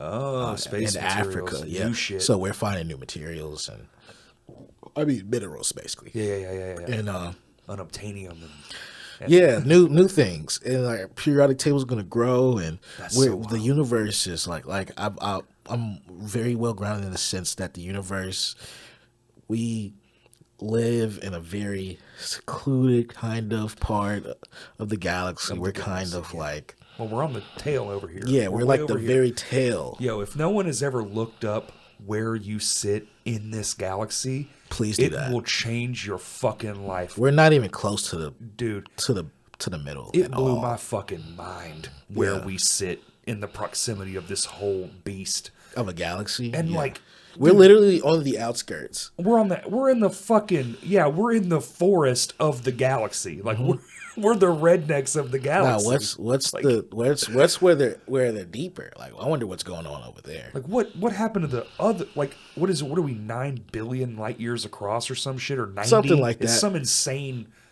number. What the fuck? I mean, there's so much distance between us and what would be. These types of concepts is how I came up with Star System Heartbreak. That's so sick, dude. I think about this stuff way too much, Uni. Because my thing is even in the infinite us's, I still like. I always try to believe that we're special, and not just us as humans. I'm saying us cosmically, like. Because what do we have? 8 planets. Yeah. On those, I mean, we planets, definitely are. on those 8 planets and in suns. A galactical sense, we are. Like, because that's just all emptiness. We're the only us in this galaxy. So if you take that and multiply it, Or the solar times system. in our solar system, maybe we don't even know that. Yeah, we don't know. The galaxy's so long. They could have galaxy's been so on the big. opposite exact side of us, and we wouldn't know. We'd never know. But like, even with just that, even just in our little solar system, right? There's more nothing than there is something. So even if you infinite that, the something is still special, right? Like we're unique, and I just like that we can all be together, and we know, all this fussing around and shit gets me like irritated sometimes. Because it's like, it really it's just is one like, planet. We're It's just like, one planet. Dude, we're on a spaceship right now. We are star cruisers. We're in the middle of it. And we're just having a conversation. We're just two people. this but is the there's so default. much- This is crazy. Isn't this crazy? Like, there's so much shit that's going on that doesn't have to be going on. Like, because infinitely, it's so wild. It's, dude, the fact that we're on a giant fucking self-replicating ship floating through the cosmos at 1 billion miles an hour is Fast. It's We're so unbelievable. moving fast, and we're moving in like a vortex. the galaxy's moving, the solar system's moving, It all and moves we're like moving it all moves, at the same and it time. also moves like a vortex, like Yeah. this. Oh, because like a it's going, swirl. and we're, Yeah, dude, unreal. That shit. I think about that stuff. we move like a DNA strand. We do, and that's something. So, there's something to it. No, I definitely believe so. And I was telling you, like the idea of the distance of everything in the solar system and galaxy. It's like that shit that makes me come up with shit like Star System Heartbreak, and that's like a song I dropped about 2 years ago. And Star System Heartbreak is like, it's like experiencing, like, we in the future place and experience a heartbreak. Imagine you on this planet and your girl on that planet over there, and y'all like so far away.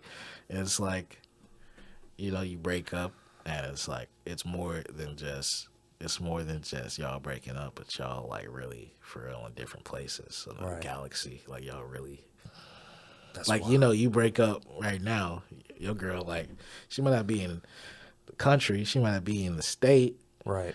she's still on the same planet. Still the same planet. You know what I'm saying? Still get toable. Yeah, man, that's crazy. That's And, so deep. Yeah.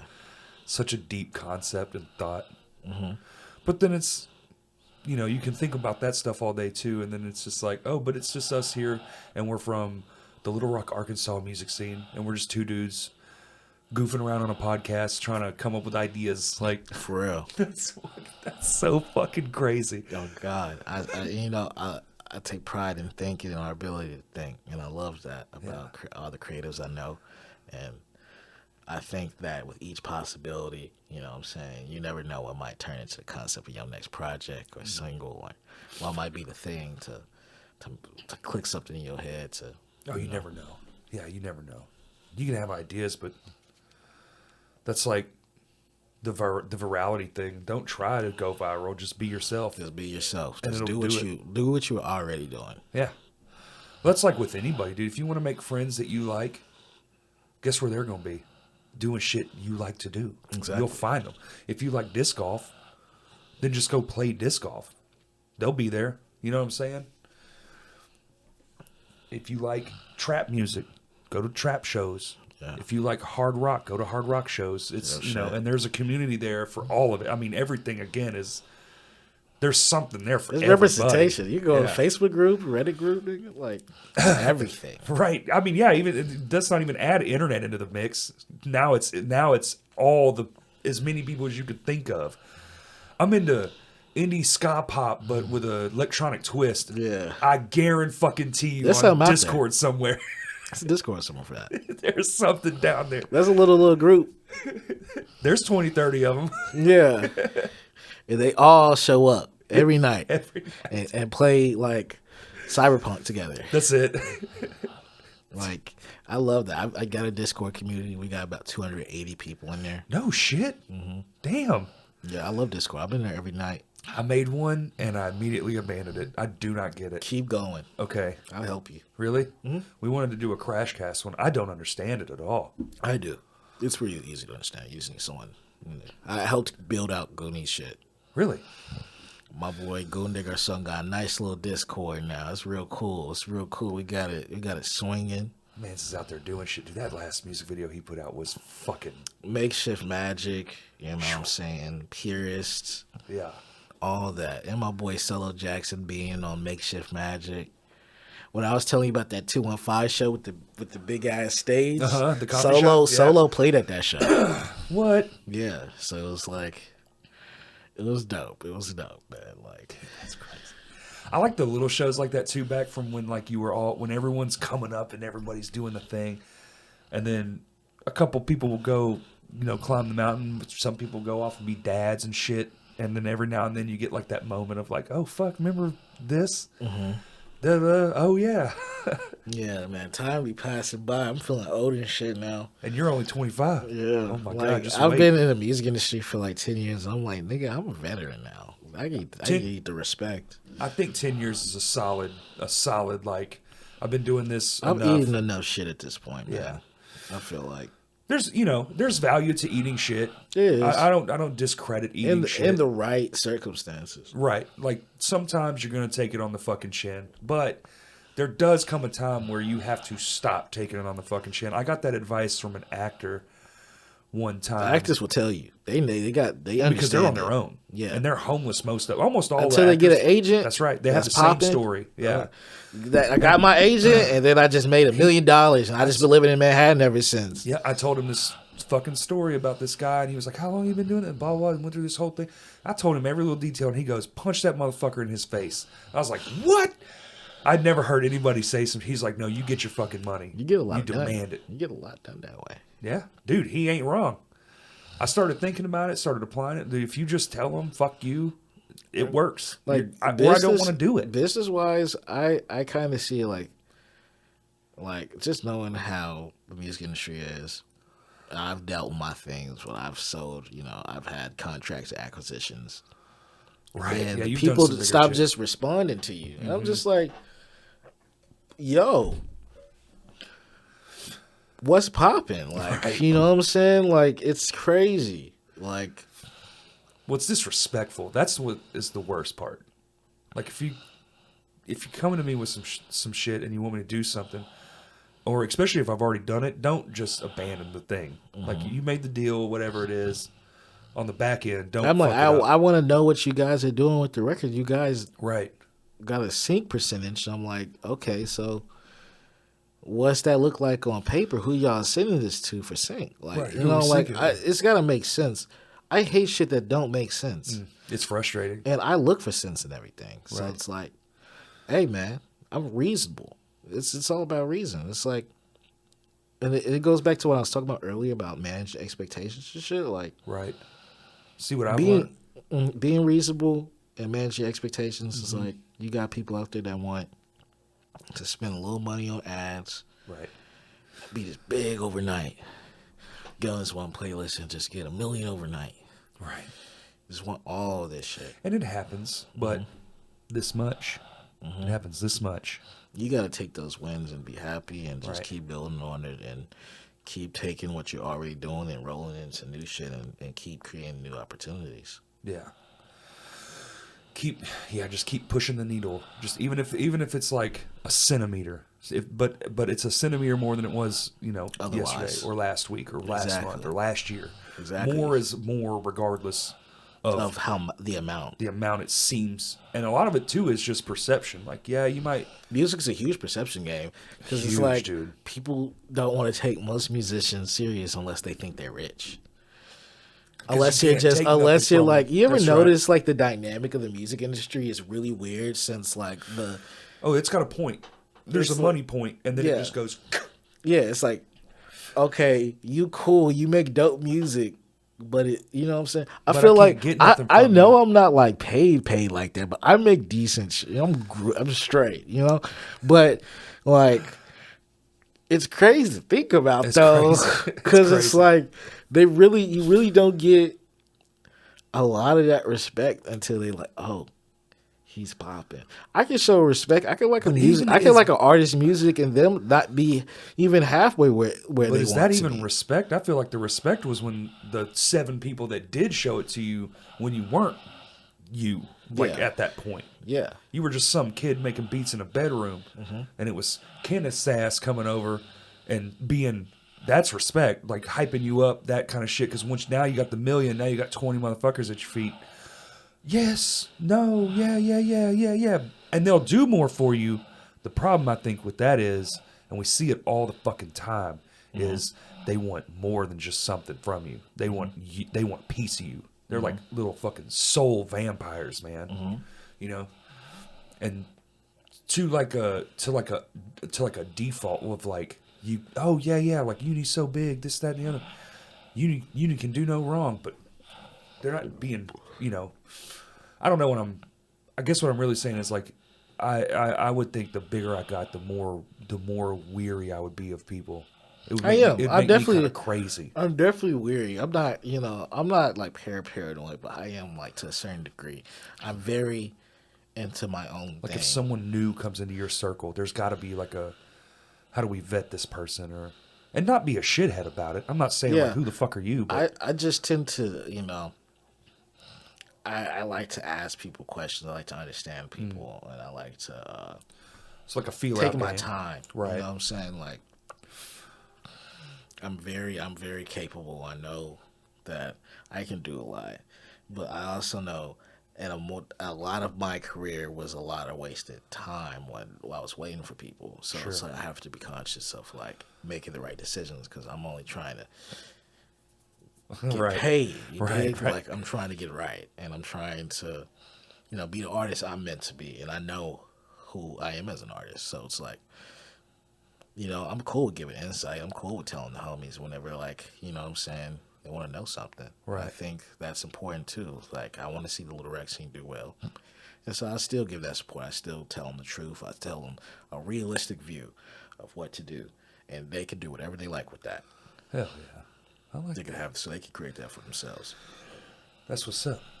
That's awesome. I think my reality has been, as of like the last couple of years anyway, is like, if it's something for a function, like the function of it, then it's fuck you, pay me, right? Like, I don't want to add to your thing if I'm not getting something too.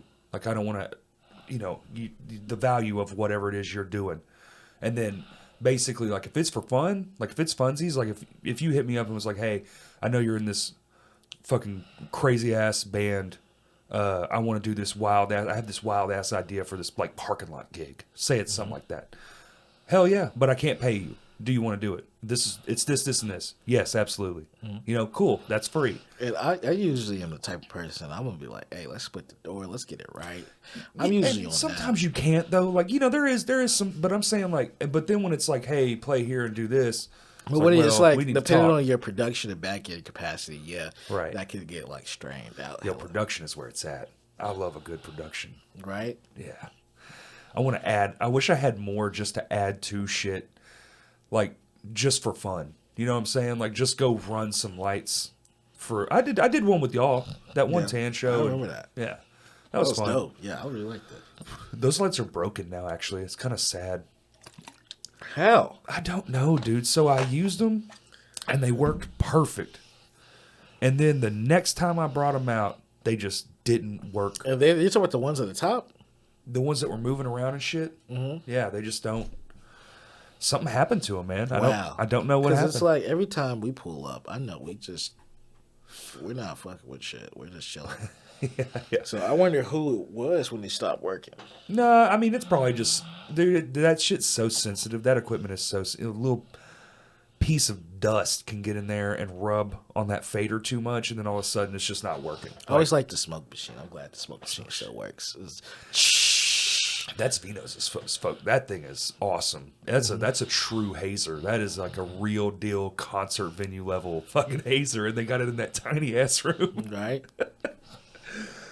I remember the first time I saw that fucking thing, I was like, y'all know this is like for like arenas and shit, right?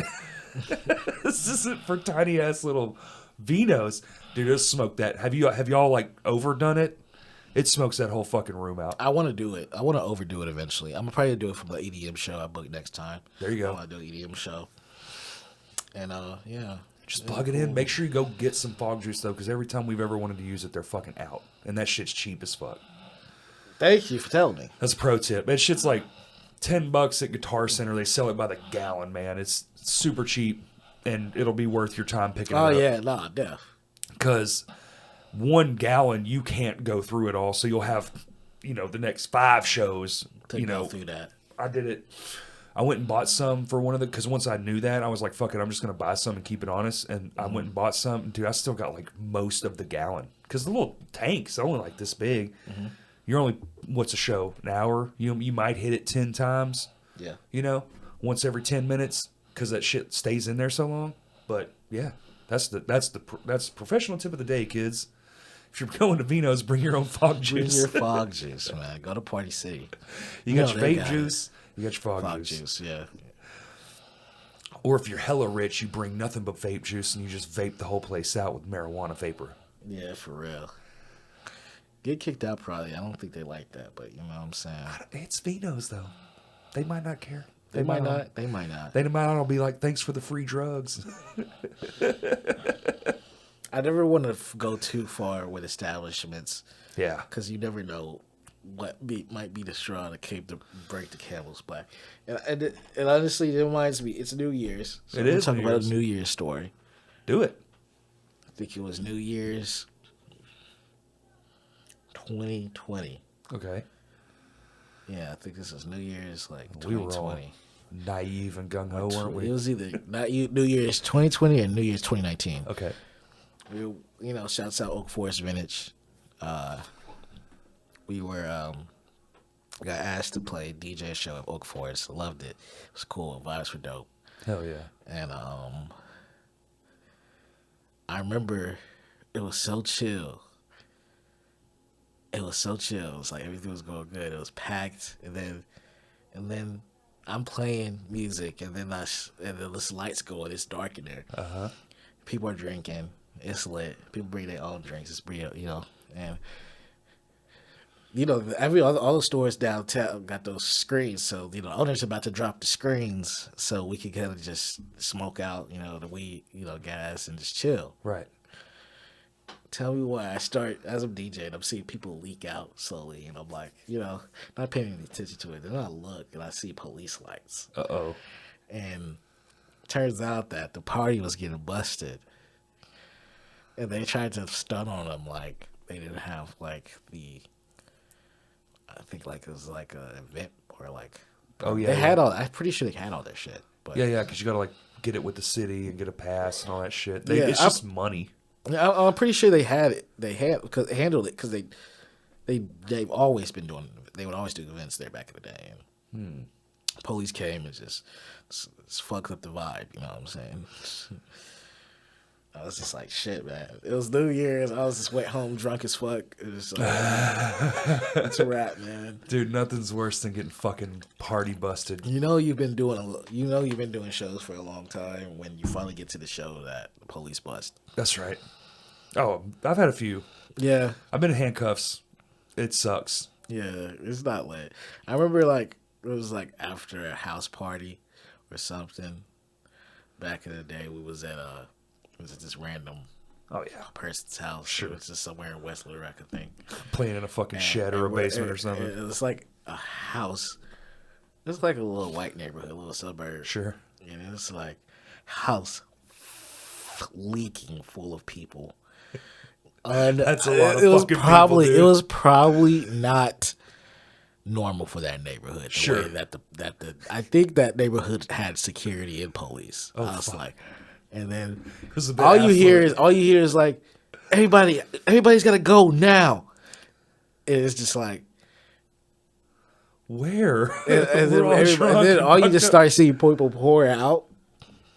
You know, kind of like getting a little pep to their step. You know what I'm saying? Getting out the back, going over the gate, on the other side of the house, and just trying to get up out that bitch. Like I've been through so many crazy shits. Yo, it's so crazy. That's a spirit. That's what I do this shit for. It's a spirit of like fucking being punk and being fucking counterculture and cool and. Punk is the best. Middle Man. fingers, baby. Fucking I see see. ya. I try to be like a punk electronic artist. I try to be an electronic artist that embodies a punk attitude.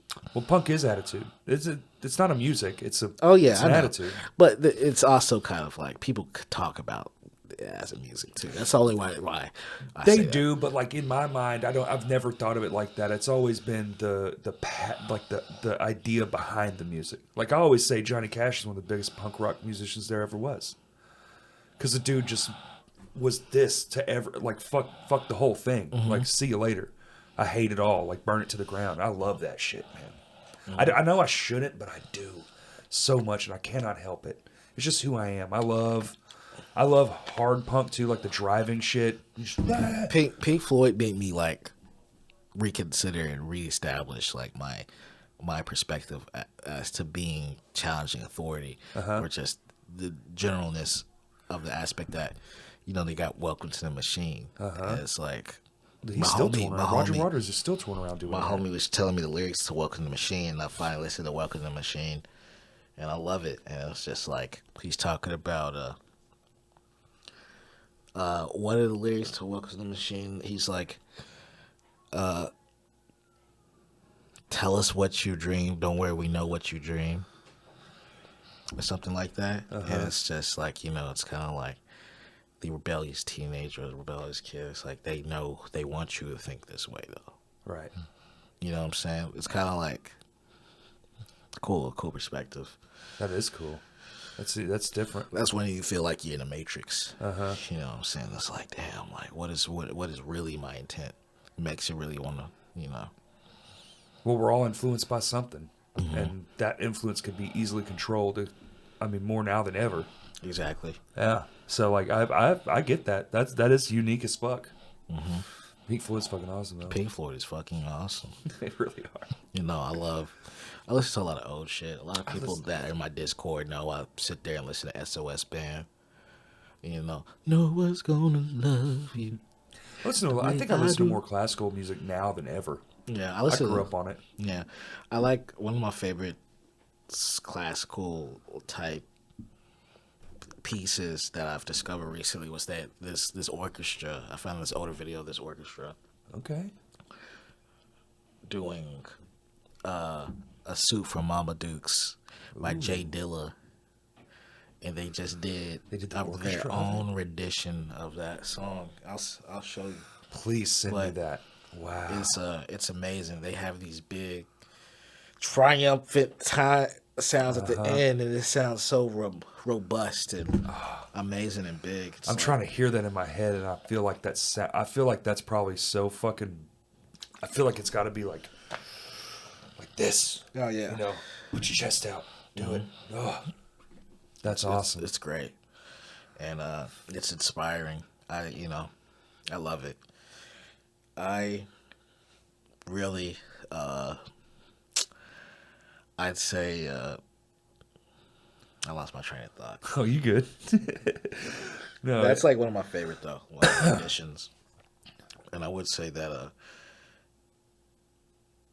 I listen to Pet Shop Boys. I listen to I like Tears for Fears a lot. Tears for Fears is great.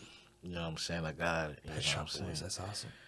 Tears for Fears has got that attitude. I like it in music. Like, I have a singing record. I have a record I'm singing on that kind of is inspired by that sound. And Okay. I really, really want to get deeper into singing over 80s synth pop and There you go. Kind That shit's making a fucking moment too, dude. Yeah, and to kind of establish myself as like, I'm singing. Like, first of all, I wonder, because some people might not know what I sound like because they heard my beats for all these years, but it's Right. gonna be really interesting when I put it on the stream and That see is how well it does. It's gonna be that like is interesting. Synth pop with Yuni vocals. That's cool. I'm working on some vocal shit. It's not like I'm just a producer. I was always in I feel you. church choirs and shit. I know how to Okay. play some vocals, write some vocals too. I know.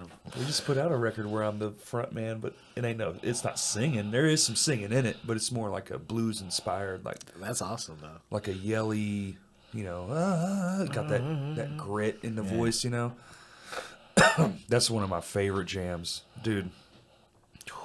Because it's got the soul. The soul of blues. I think that's why I'm so fond of Memphis. I My go to favorite- Memphis a few times a year, and it's so. My favorite part of a blues song is where they go like dee dee dee dee dee dee. Just like the keys is like. That's also kind of rock and roll, but Well, they invented rock and roll. That's yeah. where it's from. Just Yeah. people stealing shit, unfortunately, but it kind of is what it is at this point. Yeah, no it changing it. definitely is. But that's definitely where it came from. Except for giving the people credit for what it was, like you go to Sun Studios and you see like the pictures and the history, and they're telling you the stories, and you're like, so these guys like invented distortion, and they were prisoners. And not a time you want to be a prisoner. worst time to be a prisoner. Like, I don't think you ever want to be one, but especially then. And it's just like, man, that's great. When you learn the history of it all, and you're just like, I've gone there like 3 or 4 times, and just to look, because they have the shit there. Did you know that? In that studio, there is the first amp that was ever recorded. It's there. You can go amazing. look at it. It's behind glass, but it's a foot from you. And it's what they consider distortion. It's where it's from. Damn, It's literal rock and roll history, and it's an hour and a half away, 2 hours away. that's crazy. Sitting behind a glass wall, and you can see it all for $15. It's powerful. And you can go in the room where they recorded it still to this day. You could go make a Yuni Wa track in the room where distortion was fucking invented. Imagine. That is insane. Isn't it? And it's not as expensive as you would think it would be. And it's still a working studio.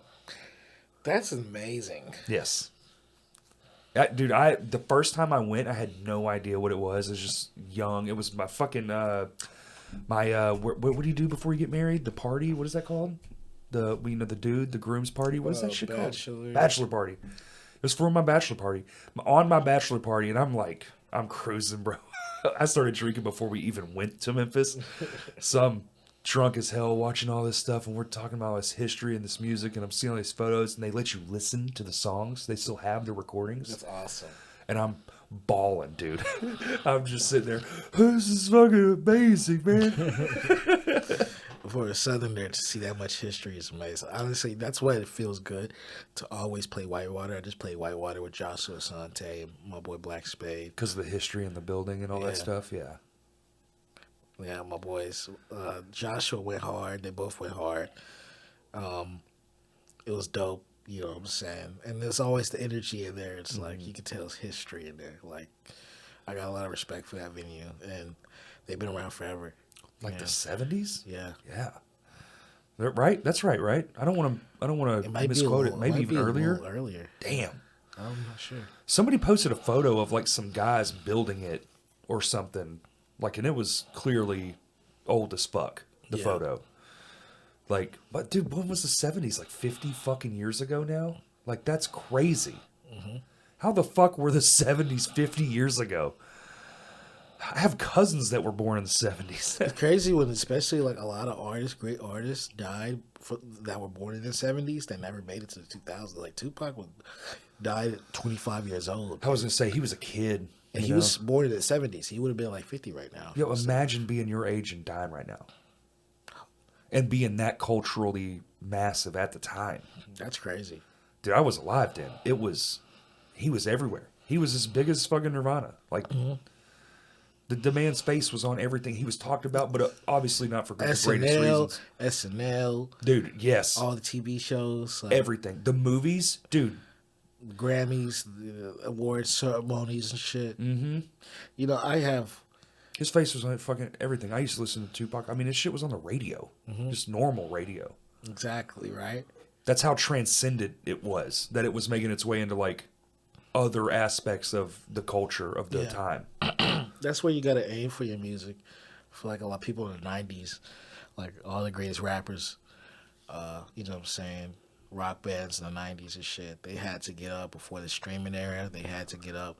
I think about this a lot, but they had to get up before a lot of things that we have or even had in like 2010. Right. You know what I'm saying? Like Bandcamp and everything, Oh, all none the of that shit. advancements. You had street corners, hip hop, free flows. They had record stores. They had, you know, you go buy your CD, buy Pop your up shops. cassette.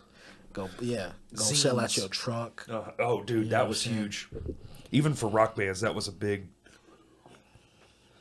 Find a concert that's happening at like Barton Coliseum and go to the line and just be like, "Want to buy a tape?"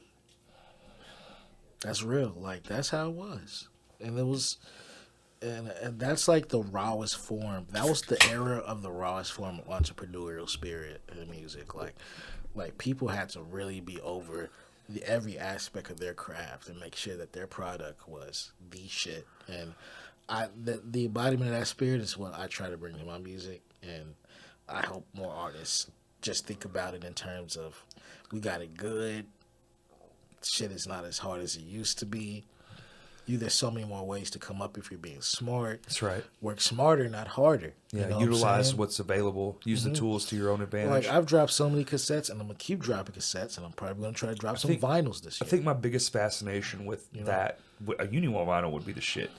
Count me in. My biggest fascination with that is the simplicity of what used to exist. All it had to be was good. That's it. And you could go, dude, you were probably already going to... See, my thing is, like, if I play an Under... Say, let's take it back and, like, pretend, like, Under Oath was around. And I'm a huge Under Oath fan. And I'm a young kid in the 90s coming up. And I'm in a band. I'm already going to be at the Under Oath show. Yeah. All I need to have on me is the tape to sell to people in the crowd with my Walkman or Discman at the time, whatever it was, and show people, hey, listen, oh, you want it? Cool, $5. Or here, fuck it, it's free. I used to see a lot of that too, just people walking down the line, just handing shit out. And then you got the creative shit. Like you see motherfuckers dropping mixtapes and McDonald's French fries and shit. Yeah, exactly. I mean, like at the gas station, like, come, hey man, say It's a man, hustle. buy my tape. Oh, dude, I've bought You know what so I'm many saying? gas station tapes. Right? Man, I got handed a lot of stuff. And $2 free or free. Fuck it, man, just take it. right? And one thing I was reading about the other day. The old school was, like, version of fuck this is... yeah, I was reading about the other day that you know how you had the roaring 20s of the 1920s because the 1920s, like that was right after World War One ended, like the 1920s.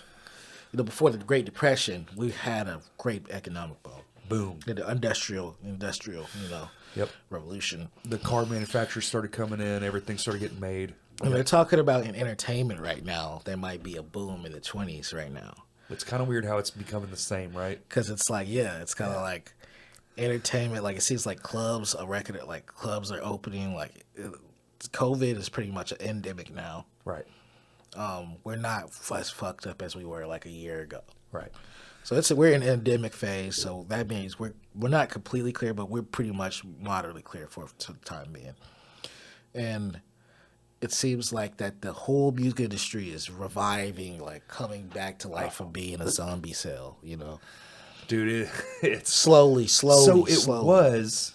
We probably should have brought this up at the top half, but it was, right? Like 2019, 2020 was starting off great. 2019 was booming. 2018 saw a real rise in everything. Around here, I'm just saying around here. I don't know about the fucking rest of the place because I don't live there. But then everybody, you know, it's like, fuck, dude, the pandemic, like, what if? Who knows? And then we all took that big break, and it is... Everybody stopped like almost in every industry Dude, it's wilder than ever. growing. Yeah. Like and there, like it holds all of my current momentum I had from playing my first 2 out of state, first 3 out of state shows.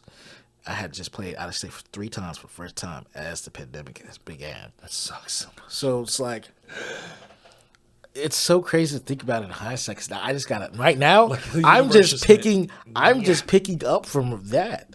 You know. But that goes to your point of just, you got to be realistic in your expectation. Like, dude, you could have been like, the universe just took everything. I worked so hard, blah, blah, blah, and just quit. Mm-hmm. You could have gave up just as easy, right? Mm-hmm. Fuck it. I can't, especially once we knew we weren't going anywhere for a while. Like, once it's been a month, 2 months straight, fuck, like once that really set in, we all could have. Once the 10 months been, I was like, man, this is fucked up. It got weird for a little bit.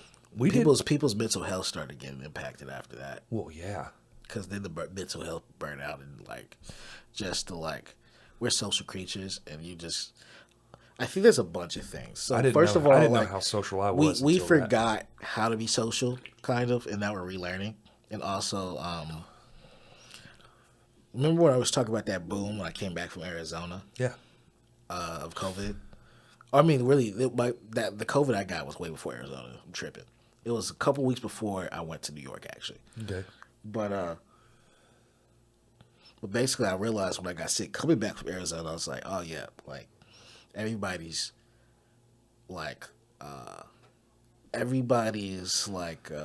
immune system are shot because they haven't really been out.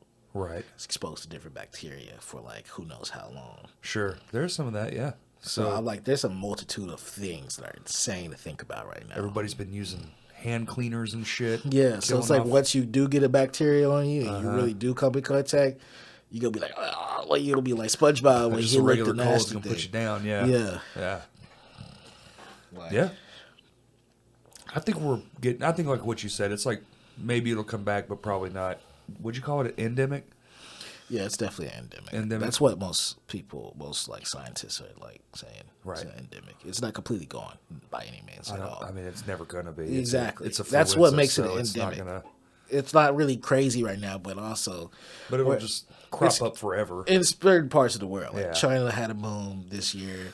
I mean, we still hear about the Black Plague, man. Yeah, it kind of jumps up out of nowhere randomly. Yeah, somebody will eat a fucking dead bat or a rat in a cave. Isn't that what just happened too? People were on a thing and they got the fucking plague. The Black from Plague a rat. comes from it always came from fleas on rats. Yeah, fleas on rats.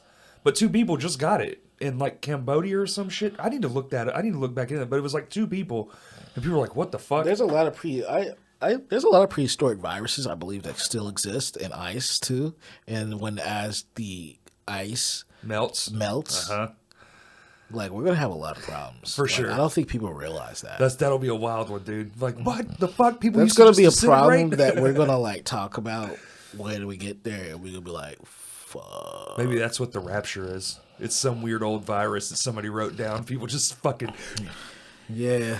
They fucking Thanos snap into the wind. What the fuck? That's crazy. No, Jerry, where'd you go? That's real. Could you imagine, dude?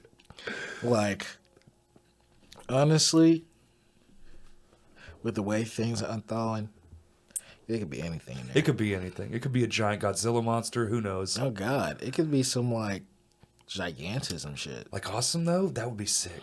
If there was a giant Godzilla monster frozen in Antarctica and he woke up and was like, nah, bitch, and came to all our cities. He didn't particularly like what things were going on Earth at that time, so he just kind of rearranged. Just rearranged some shit. He's the one that separated the continents out. Yeah. It wasn't continental drift, man. It was some big dinosaur. You know what I'm saying? I just watched some fucking movie. It was so weird, dude. I try to keep up with stuff, but it was a kid's movie. I shouldn't have watched it. I can't remember what it was. But I was I want to watch a cartoon, but I don't want to watch something sad. And it was it looked good. Mm-hmm. It was okay. It's for children. Mm-hmm. But they were the Earth, and they were oh, the planet's dying, and they go into the planet.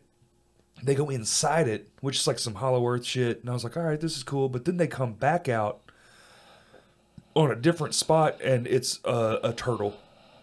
Earth is a turtle. And I was like, all right, this is just fucking crazy. That's funny as fuck. Dude, it's a kid's movie. I was like, y'all did Hollow Earth and Earth is a turtle, but it was still on a ball, though. See, that's where they got me. I was like, wait, so all the landmass is a turtle and Earth is just a big ocean for the turtle that we live on its back. They didn't have to make that much complicated. It's so stupid. Because the Native Americans have a story that they call Earth Turtle Island. Okay. Oh, is that what it's from? Probably. Possibly. I'm not going to say. I don't know what movie. Who knows? I don't either. But the Native Americans definitely have a story where they say that Earth was Turtle Island, or America is maybe a turtle. Okay. But yeah, they allude to it. I forgot which one it was, but I definitely remember reading that. Like the land is on the back of a turtle. I like a lot of esoteric knowledge and shit. So like, it's really cool to read into it because that's what makes sense a little bit of stuff. Like you ever think in science, like we call like our spaceships Apollo, like we used to call Apollo missions. The Apollo missions, yeah. It's like science and esotericism always kind of meets up in a really weird way. Sure.